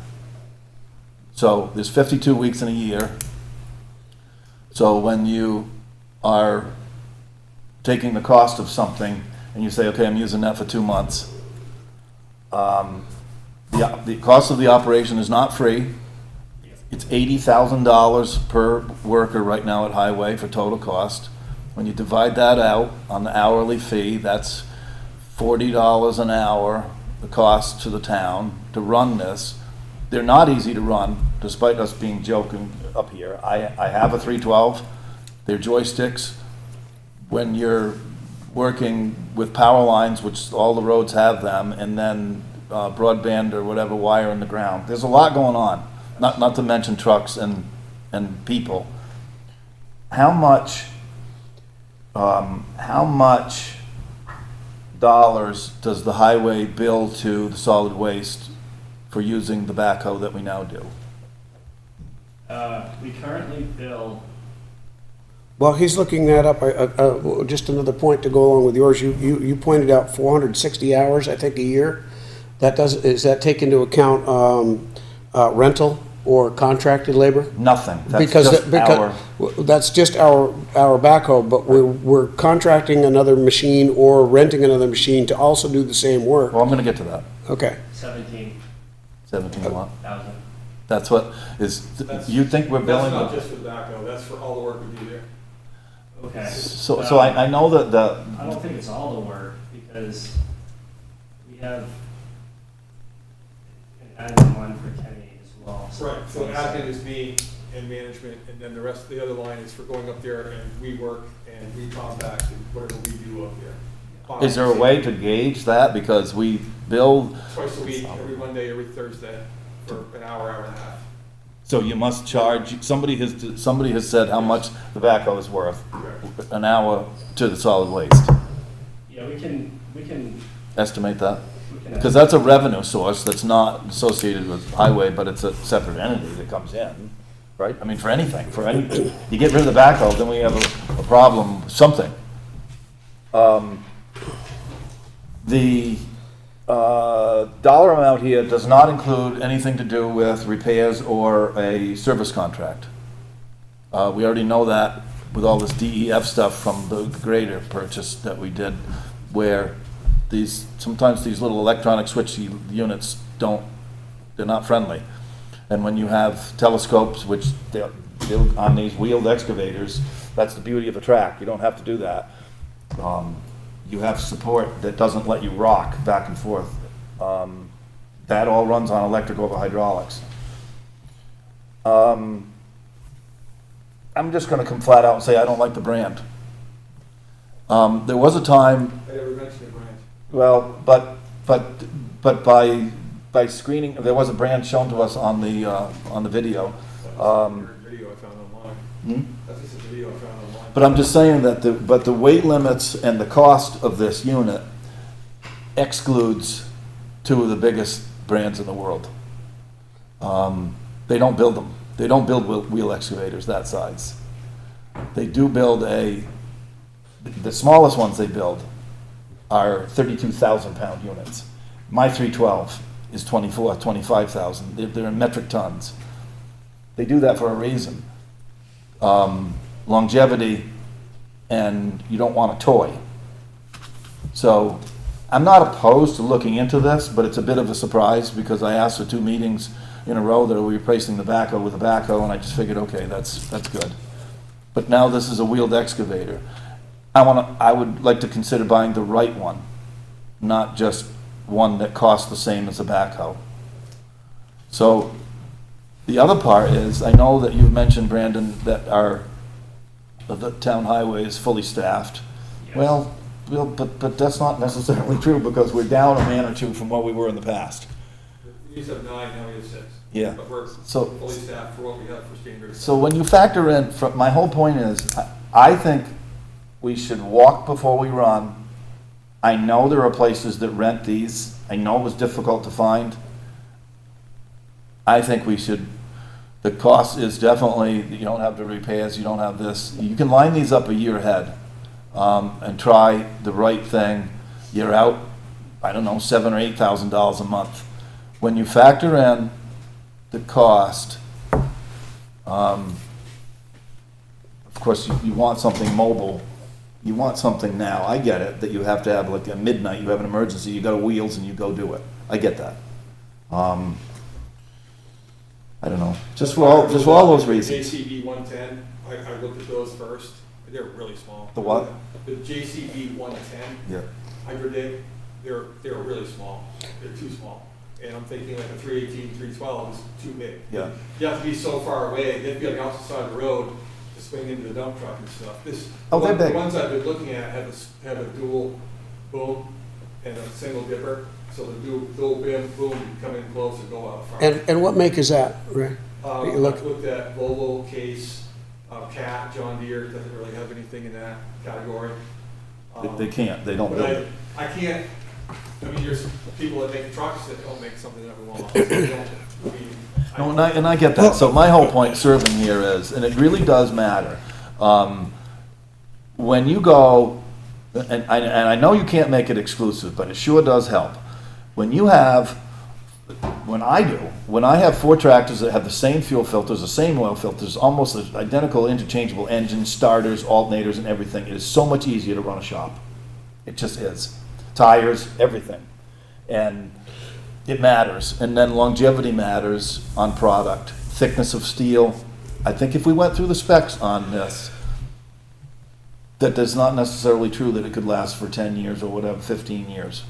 Well, but on the point you just made of using similar machinery, that would mean a Cat, which they don't make the one Right. that he is recommending. Or John Deere doesn't either. No, right, I heard that. Yeah. The 2 biggest ones, you said, Right. and he said. So, the point, I'm not the one out there working on the roads, he is. And, you know, I just listen, I'm trying to listen to what I'm being told I need by the guys that are doing it. Go. So I think we can continue the discussion about the specs and put out a request for proposal and so forth, but for the purpose of town meeting, I don't think we need to define what we're purchasing now, do we? Well, you need to know your numbers. We can go up The only to, thing that's a red flag to me is we don't know the trade-in. We don't know the value of the trade-in. And I hate to go put out a article and have it ironclad, so you have to know roughly. This is a rough budgetary number. But I'm just telling you right now, I've done some homework. The John Deere and Caterpillar is north of 300,000 with no service contract. Right. and that's for a backhoe? No, a wheeled No, excavator. a wheeled excavator. Wheels. But that's They don't not make what yeah, he doesn't want that because it's too big. I get it. I'm listening. What's the service contract consideration? One of these is 7-year, 5,000 hour. The one I've looked at. The other one's about, you have to pay extra, or this one vendor comes with a 7-year, Comes with- 5-year. The backhoe we looked at was an additional cost, and it bumped you up to I believe it was 7-year, 5,000 hour as well, but there's a little bit of a cost. That was a backhoe. So I'm trying to figure out, I don't know, a case might come in at a certain amount with their warranty. They all have contracts, or you can pay extra and get more of a warranty. Because we need to put it out to bid, Correct. because it crosses the threshold for bid. But some of these kinds, the dealers aren't here. I mean, the yellow iron got taken away from Town Line. You gotta go to New York. The closest What's that case? cat dealer is up in, Milton. And the closest Volvo dealer is just north of Milton. So they're close proximity.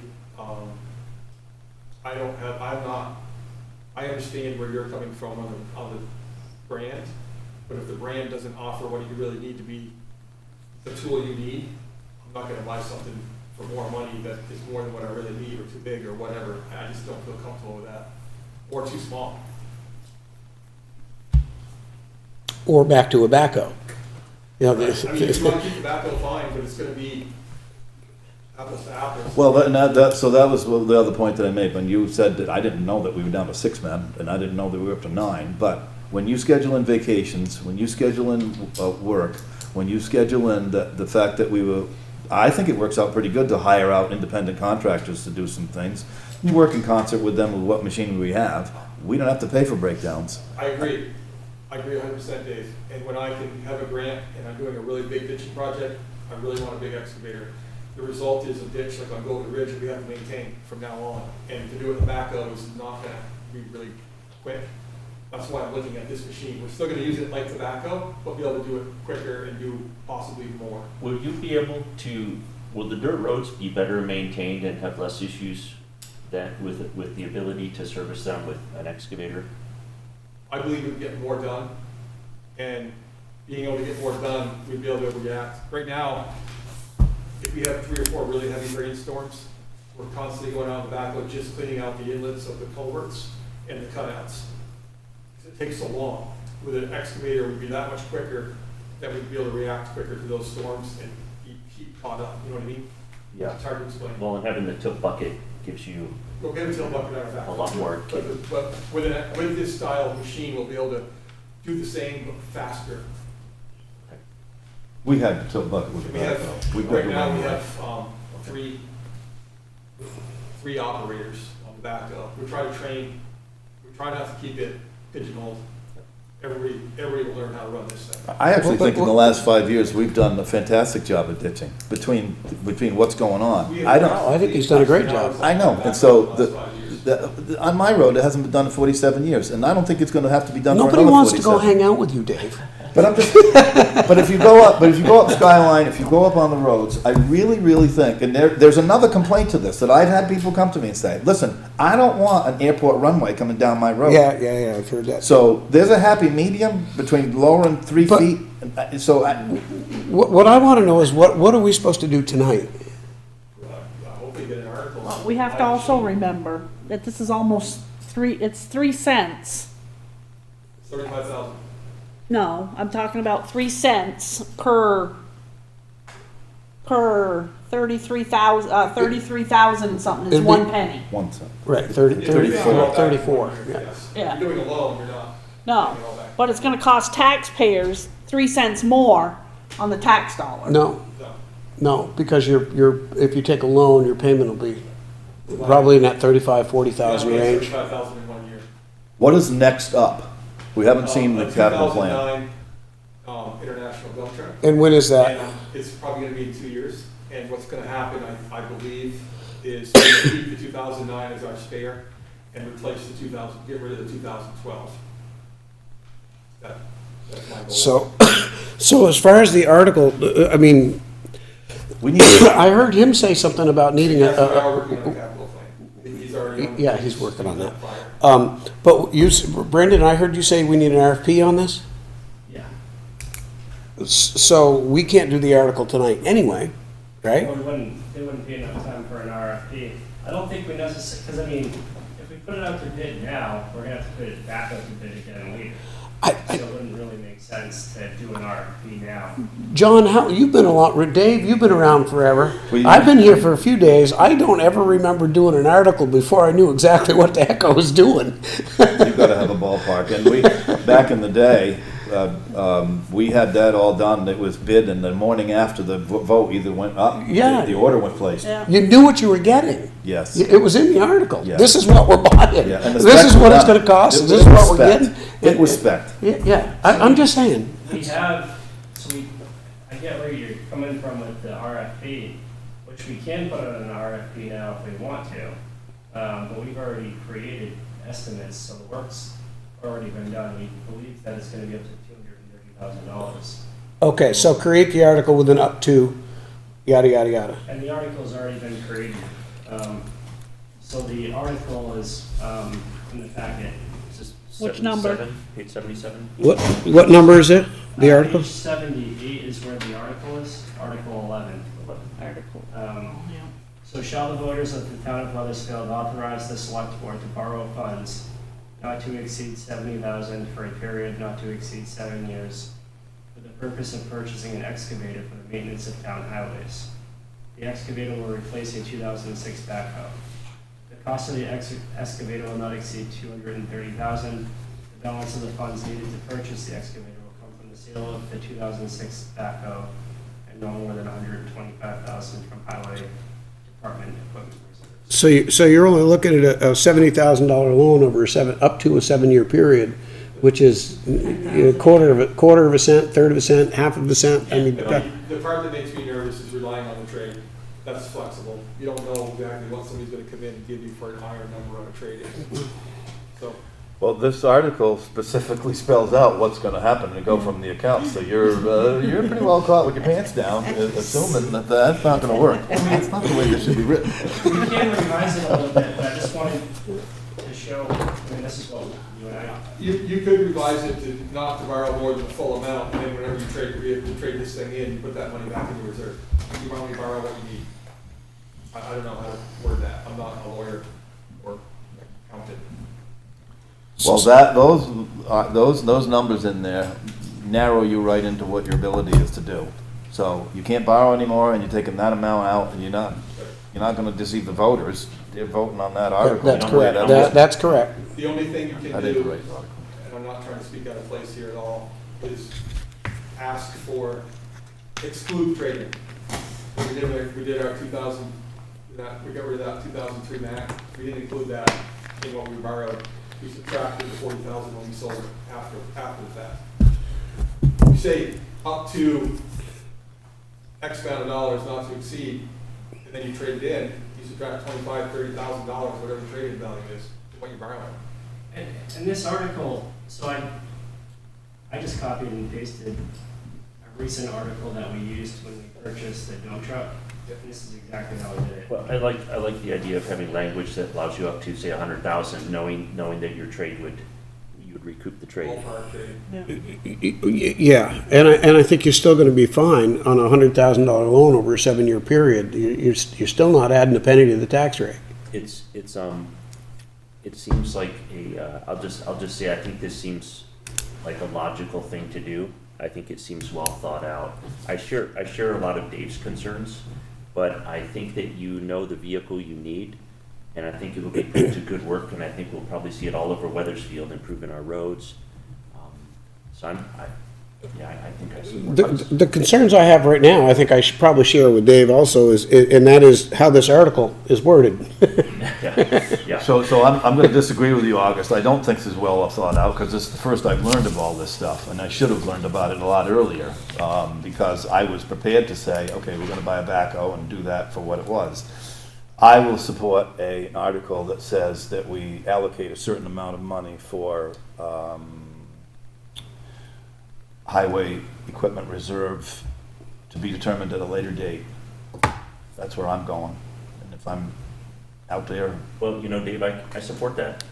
so but I'll talk about a pretty large amount, because I need a lot more information. I don't like the brand. I don't like it. That's the way it did with me. I just. I What think brand, about what brand are it. we talking about, Dave? Well, Okay, I didn't catch it. Any brand, and we don't know that, given the state of what Ray is describing, that perhaps, I don't feel the rush to do this. Perhaps the two biggest manufacturers in the universe are gonna build a smaller one that'll eventually fit. We haven't talked to anybody about that.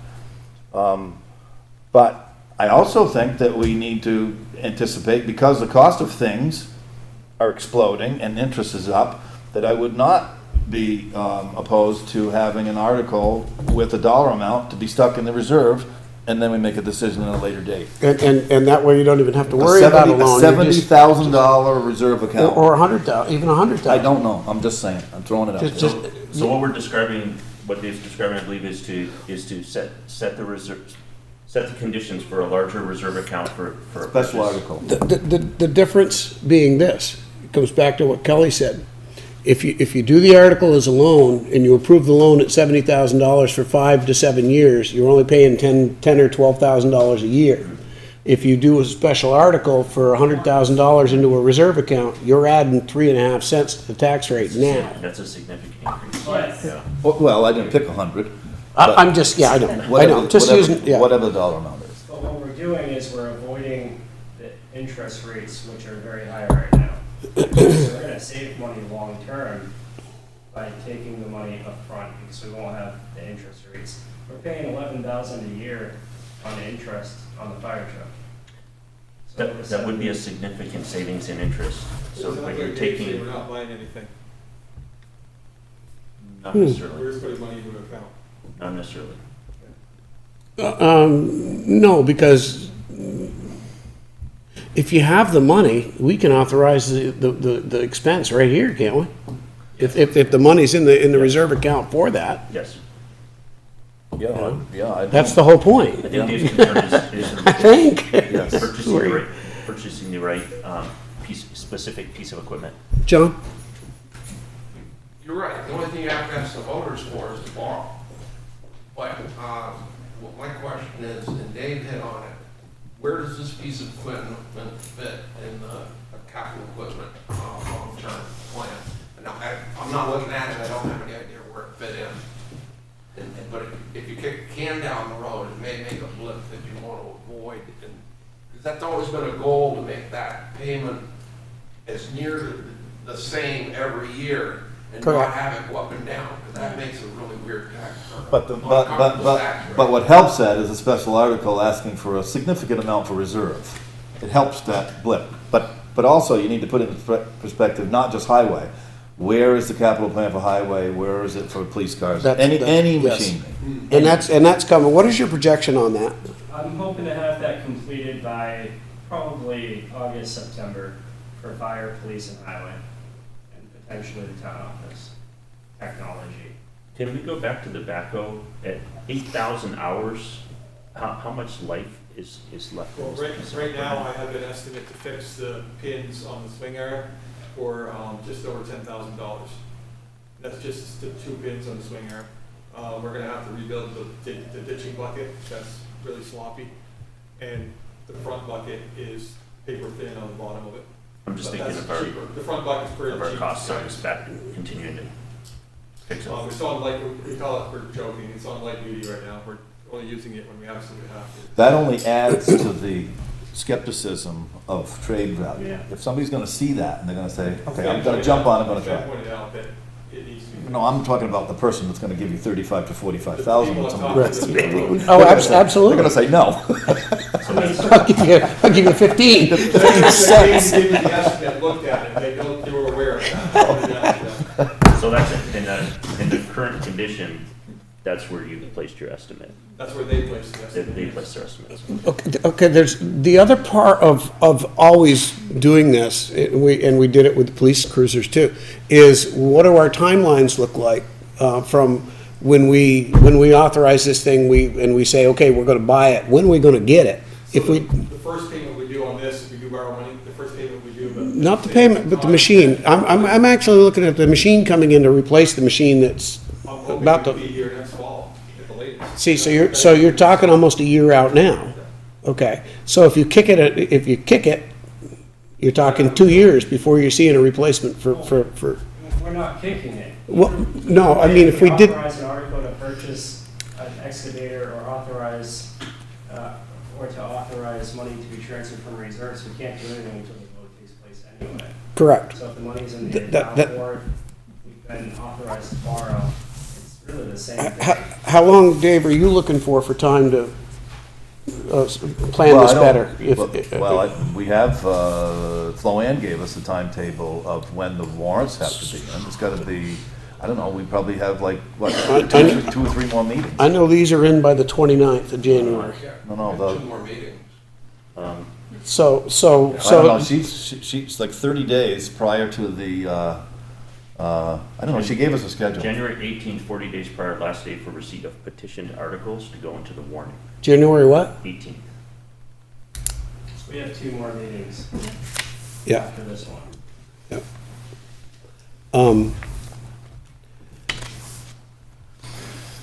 So what's the board want to do? Well, and Brandon, you can chime in along with us here. I don't see a difference in doing an article like this, or, well, I do see a difference, and the difference is the savings in interest. What's your recommendation?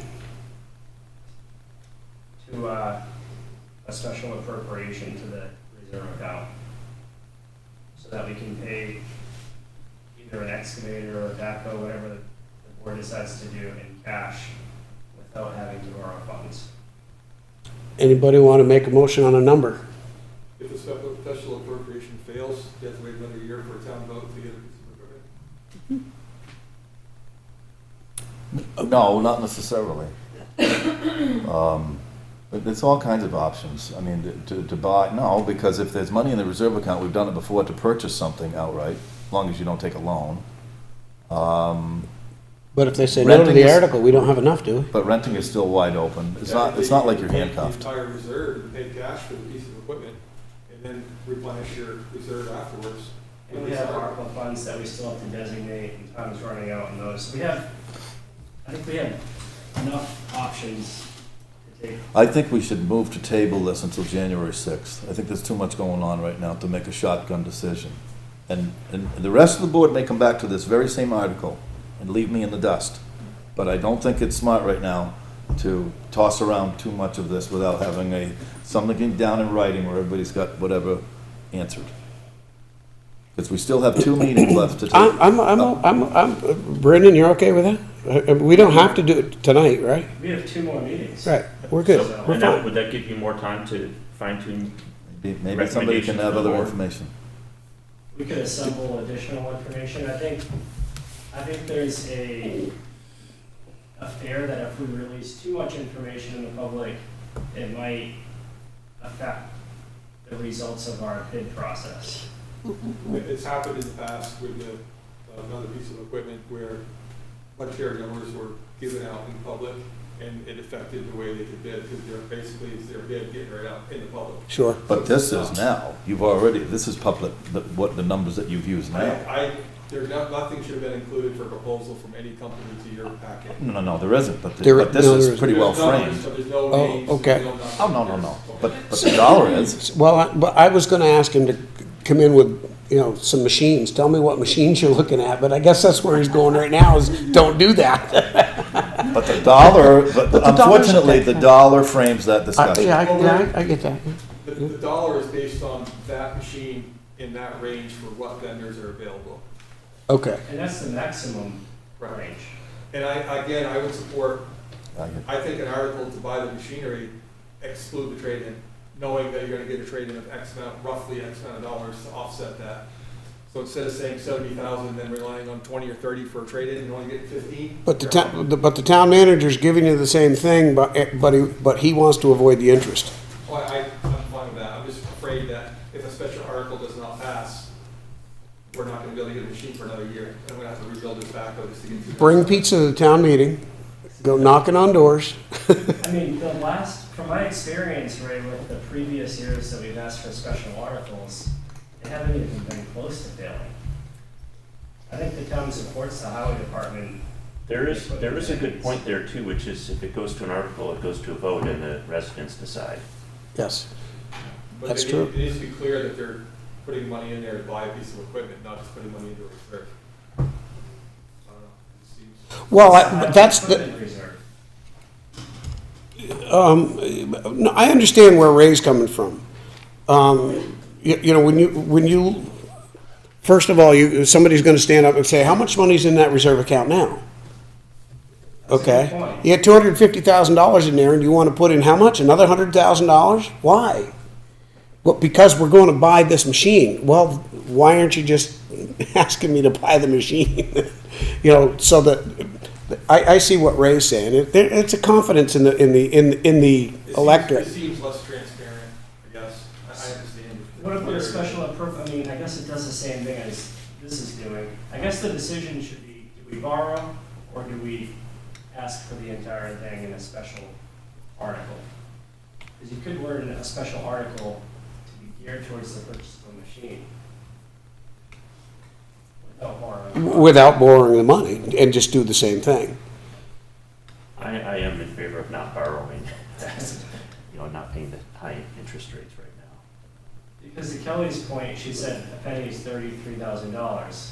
So if over 7 years we're spending $33,000, borrowing $70,000, then we're going to save a penny. I don't think we can look at it with just this one piece. I still get back to the same thing where, I mean, Ray just said he wants to buy a dump truck in a year or two. The loader, which is the most used piece, the John Deere, whatever, 644 or whatever it is, that's the most used piece. That's going to be at least, with a municipal discount, $250,000 to $300,000. I'm There's- fairly confident we can rebuild our John Deere loader, have it last another day. But there's going to be numbers all around the machinery that scares everybody, and it ought to, because they'll come, you know, I mean, it's just the way it is. The next fire truck is. But that cautions me on any delays in dealing with the piece of equipment we're talking about replacing now. I'm not scared. I think you should poll the board whether they want to act tonight or not, because. Oh, I don't think the board needs to act tonight. Oh, it's not bad, it's not bad, you're doing a good job, 8:18. No, I think it's wise to table to the next meeting. I think that's a wise decision. If that's Yeah, I don't think we need to make a decision tonight on this. I would ask the board to give me some direction on what information would be needed for the next meeting. Well, I think we're pretty well exhausted on that at this point here Well, tonight. Ray laid out a good point. You can't anticipate what somebody's gonna give you, and if you anticipate that to be too high, this article can't go the way it is. It can't. Because it says you're gonna use 70 and then you're gonna borrow 120. That only leaves 190. That doesn't cover the cost of the new thing. Well, And it doesn't cover the service And contract. it also has something about a trade-in in there coming in too. Right, so you can't With an anticipate unless you absolutely positively know you have it in your hand. Would you guys feel more comfortable with an article that excluded the trade-in value? And then you just say borrow up to, not to exceed this amount? And you're obviously gonna have your trade-in value when it comes time to borrow your money. We did that before with the 1-ton, then put it out for private sale. We've done that. 12.5, it sold up in Lebanon. Back into paying off. I think that's a I don't know. start. I don't know I that. think that's I'm a just saying- start. I'm but- just saying that Yeah. that's, you buy it outright, whatever you're buying, and then you sell what you've got later. Whatever the trade-in is, Well, you don't trade it. You just say, okay, it's up for sale, auction. See, and What about a memo that lays out 3 or 4 different article options? oh, yeah, absolutely. Okay. Definitely, if you can do that. Because I'm torn between the higher tax rate in a given year versus the higher interest rate over, the lower tax rate over a longer period. That's the one, I'm tripping over that. reserved in case you not have to borrow. Yeah, which, And that's which what- way to Three go? cents that's up where that front, whole ARPA thing or it's came pay from. it over, yeah. Yeah, I'm not scared about money, and I'm not scared about the interest. I'm scared about the kind. And if I'm gonna stand in there and say that it's 15-year decision, I want it to be the right one. okay. Well, that's what makes it work, we all have different views and ideas. I do it at home. I You'd be surprised at the, I got big red tractors and I got a lot of John Deere stuff. You'd be surprised on the engineering about when you break, and they're all gonna break. And when you take it apart and fix it, do you have the availability of parts? And is it easy to fix? I think I've fixed a few of those things with you. I don't know, I'm just saying. But no, those are all good points, Dave. Anything else on this from anybody right now?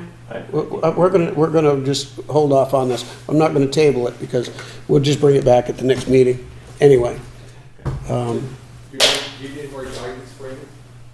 I think that's enough, and I think you and I should get together before the next meeting and look at different article options and what your recommendations are.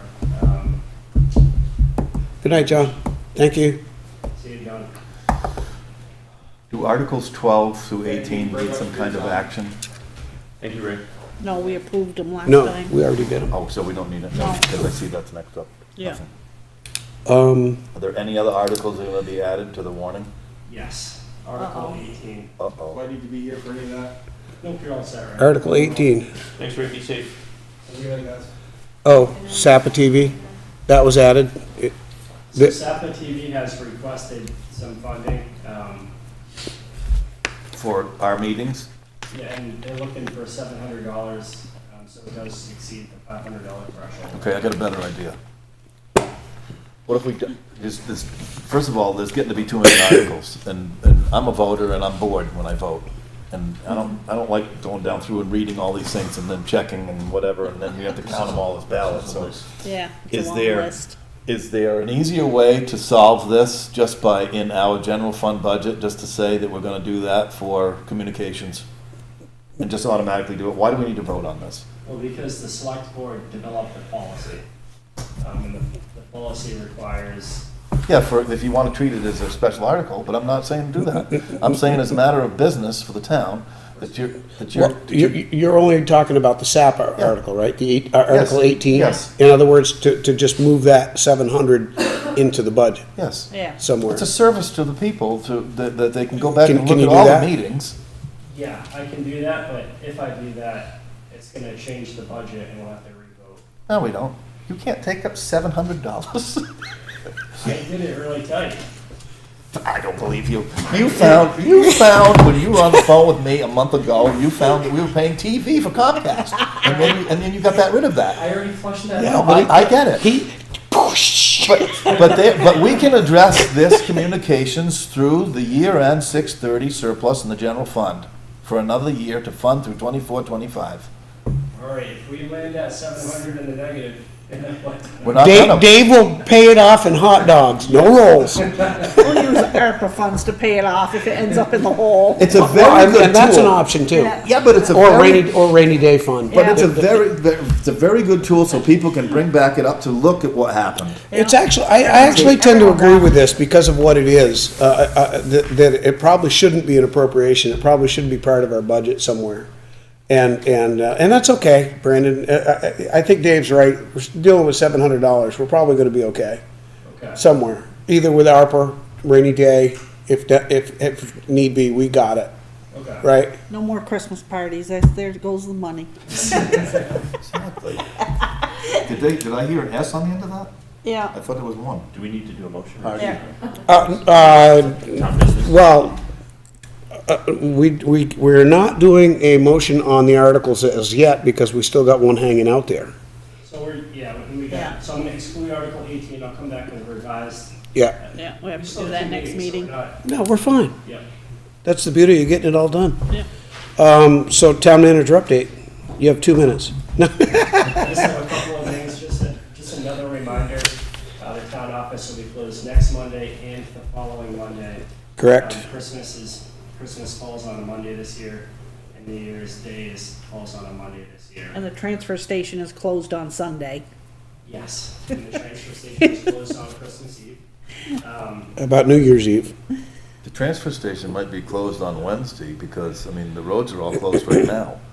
So you'll have to give everybody an update, or somebody will have to post that up somewhere. We've posted this for a couple of weeks. No, this is flooding. No, he's talking about the flood, the Water. car and stuff right now. Yes, okay. I don't know, I'm just, Another reminder, select board meeting is gonna be on a Tuesday. Because of the holiday. After Christmas and after New, no, Christmas, we're not having one, after New Year's. After New Year's. I did copy the board on some information that I released to the public regarding PFAS. Does the board want me to go into that, or is everyone satisfied with their letter? I'm satisfied. Yep. The select board annual report, that should be completed by the next select board meeting on January 2nd. This way the board has the opportunity to review that, provide feedback, and if we need to change it by the second meeting in January, there's time to revise it if necessary. I can write it right now. Okay. Just letting you guys know. Short and sweet. A meeting has been set up with the superintendent for the SU and the school board chair this week. So if anybody has any questions on that, let me know. Is that just with the three of you? Yes. and the purpose of that is? To discuss. They're gonna spank him. Are you sure you don't want a select board member there? with Well, you? Dave is our representative. Thank Do you you for want sharing him there? No, I don't, that was just- I don't. I know what he All in did. favor of die? Unanimous consent. I know what he did, but We're he's sending like- you anyway. He got told very politely that the school board is a school board and the town is a town. Yes, he did. I heard. I think the town is one entity. I understand the legalities, but I think, in my opinion, the town should be able to at least weigh in on the process. I agree with that, Brandon. When I think about the consolidation of the schools and the consolidation into the SU, it was all to be better for us. And nothing makes anything better when somebody puts a wall up and says, nah, it's none of your business.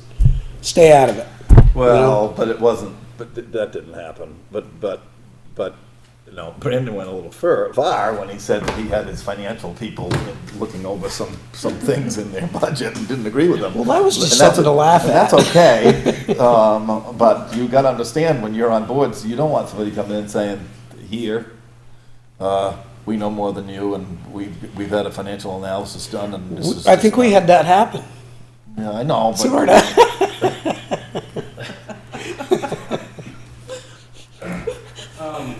Just another reminder, on January 17th, I'll be going to South America with my wife to visit our family in Colombia.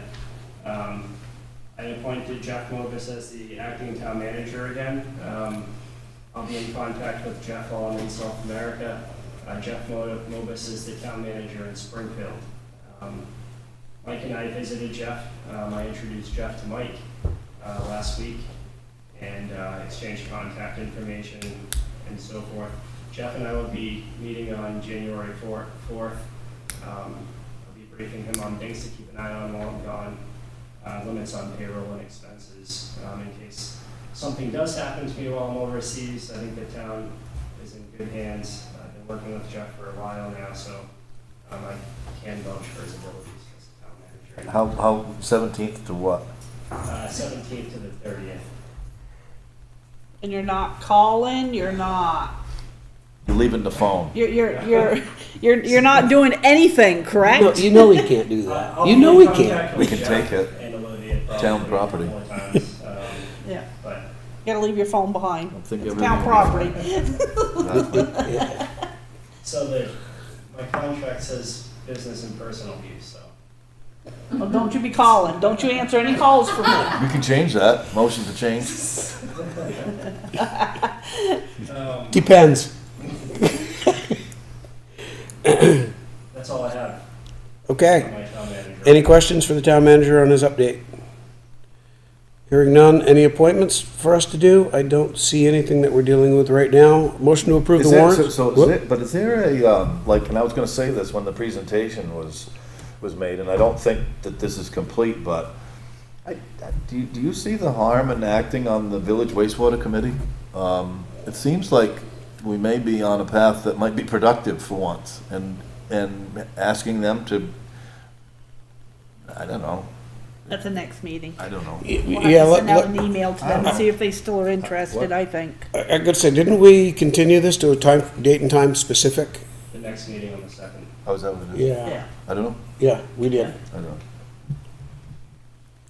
We did. So that would be a no at this point because we Okay. did that. I had a question on appointments. Okay. You know, we've got the town meeting coming up, and I think we have a unique opportunity to try to market some of these vacancies to get filled. Whether it's via social media or through announcements. They will all be listed in the town report. Yes. And Also. I saw that on Lansing, and I was gonna ask Brandon if, you know, we chatted briefly, if there are some additional positions that we wanna open up, this is probably a good opportunity also. We open them up every year. Just that of filling. Maybe take some of the work off your shoulders is where I'm going. Sounds good. Sign him up.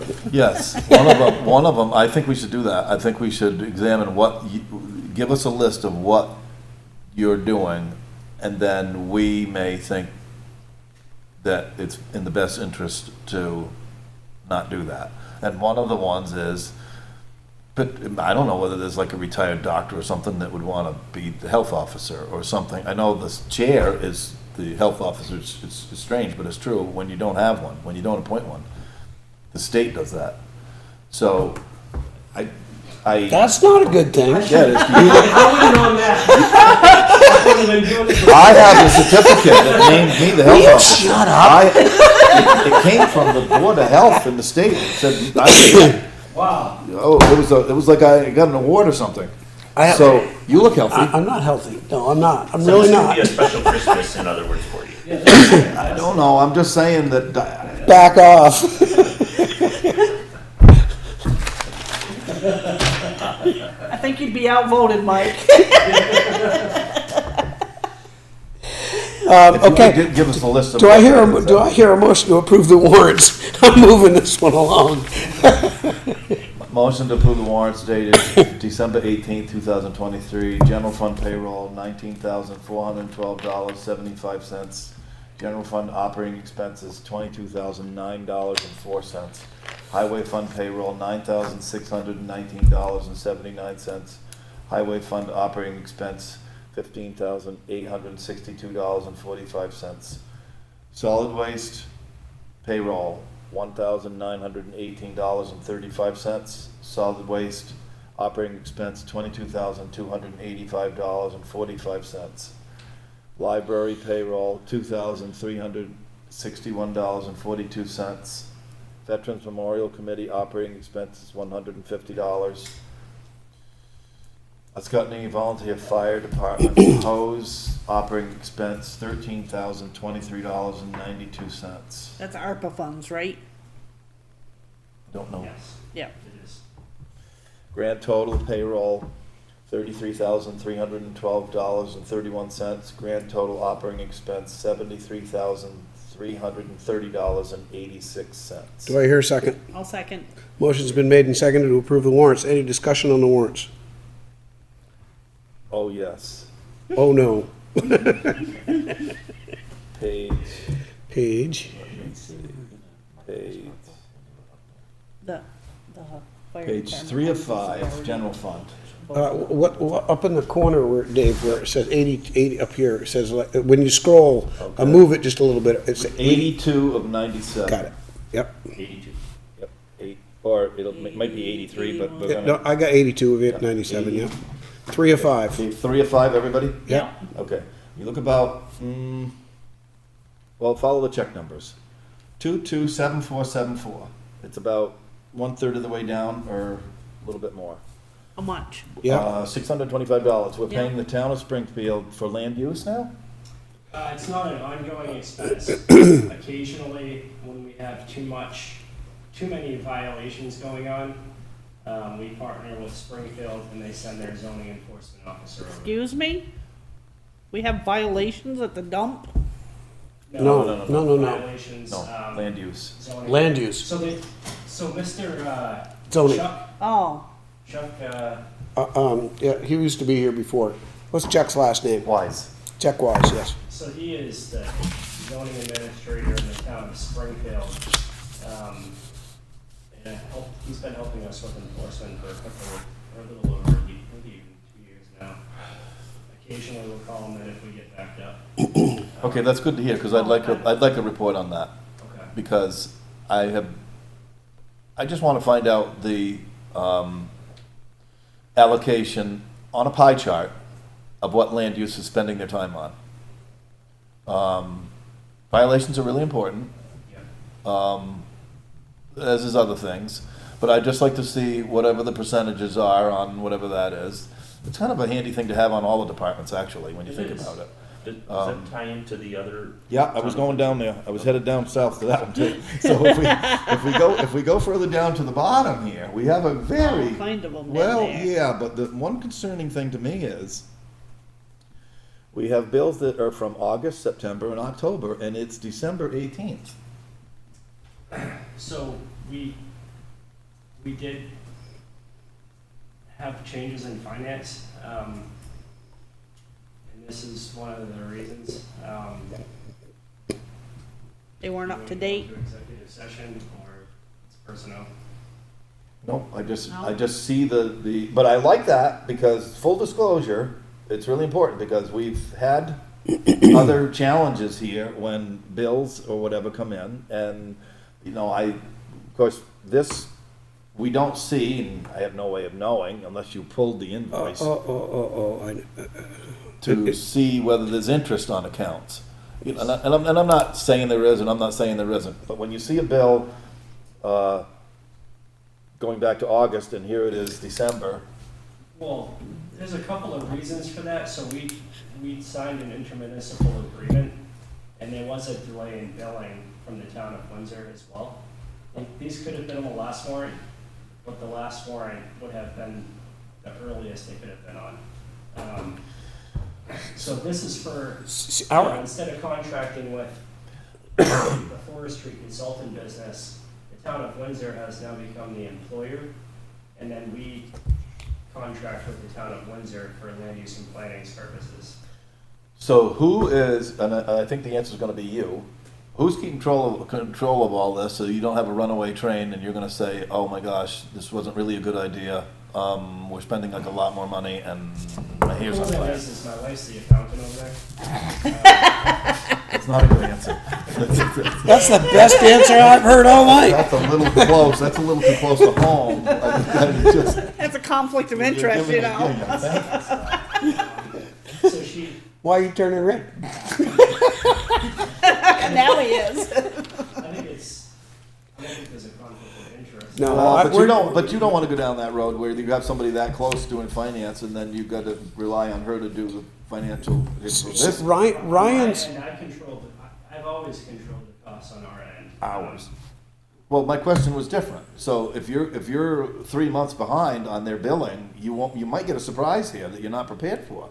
If I've they're already calculated all this out, we're all set. okay, but you wouldn't know that by looking at this. And it's predetermined, so when we sign a contract, the cost is already determined through FY '25. Well, but that's not exact, because how can you predetermine a violation? How can you predetermine a hiccup? These are wages being no. paid to Ryan. So it's $60,000, well, excuse me. So Annual salary in 3 towns, Rockingham, Windsor, and Weathersfield, have purchased portions of that. Tri-town agreement. And that, all that happens. However, in the reality world of land use, there are some times where this thing ebbs and flows. And if you have a violation and you got like legal bills and more time spent on something that you weren't prepared for, Yeah. then you'll get a bill like you're not anticipating. And in those cases, Happens. you know, But I think he is preparing for those things and anticipating those things. I think we're. I just saw what we got in front of us, which is, you know, Dave, I think the important thing to note here is that where those numbers are there for Windsor, there is not a line in here for land use in Weathersfield. Other than that one up above that went to Chuck. Well, Because there's no wages, or no I get employment, it. no, It's a none of that. contract. I get it. It's a contract, and that would have Yep. been in the general fund Yep. for payroll and Sure. whatnot. No, I Yep. get that. No, but That's where the balance came from. Yep, But my whole, when you're looking at just this from the outside, and you see August, September, October, and these warrants are December 18th. That's it. That's what I was looking at. Sure. I secondarily Yeah. looked up the number of how much we're spending. I mean, it's 3, 6, 7, close to $8,000. It is for land use. yeah, for 1 quarter. So you can multiply times 4, and there's your budget. $32,000. And I fully expected questions on this tonight. I'm not, you know. I see we have Mr. Dauphin online there tonight. Yeah. Is there a reason why, what is this, custodial services for West Weathersfield Fire Department? Where are you, Kelly? Yeah. I'm on page 4 or 5 at the top. So they are using the same custodian that we're using for the town office, 1879 schoolhouse and the library. So do they clean all the both fire departments or just, That's, West Weathersfield opted into those services. so they got it in their budget then? Yes. Okay. All right, that's all I had. Oh, you hire a company now, it's called intentional cleaning? No, I didn't know that. That's what it says here? Yeah, She's that's, been here for a couple of years now. But I didn't know the name. I did, National Cleanings, no idea. They give you a flat rate? yeah, and she does a really good job. Any other questions? that's all I had. All right, there's a motion on the floor to approve the warrants. Any further discussion? Hearing none, all in favor of the motion signify by saying aye. Aye. Did we have a second? Yes, I did. Yeah, that happens before the discussion that I we just went wasn't sure into. if I heard it. Yeah, a long time ago. Understood. Did we lose Wendy? I'm, the computer's frozen right now. I can, are you Oh. sleeping, Wendy? No, she No, can't hear the us. computer. We're frozen. I do have something for any other business. Okay, go ahead. Just a quick update, we did hire an accountant, she starts tomorrow. So that position has been, Still looking for a police officer? yes. You haven't, they're not closer to anything? Yeah, we haven't been able to, we've been looking, we advertised, and, Nobody. well, the problem is that Lebanon's offering, it's either Lebanon or Hanover offering $30,000 sign-on bonuses, and you have a lot of other Wow. things competing with sign-on bonuses. Wow. Similar to that, 10, 15,000, so it's a tough market out there right now. Call the governor and tell him none of us are voting for him down here. I have another question, but I'm not gonna, I'll ask you after. You can go ahead. No, I don't want to, because it's. We're out of the warrants. I make a motion that we adjourn It's not an then. individual, I don't wanna do that, but I don't. Motion's been made and seconded to adjourn. Well, future agenda items first. Oh, you got them all written down already. LSAT? I'm all set. Okay, motion to adjourn has been made and seconded. All in favor signify by saying aye. Aye. Aye.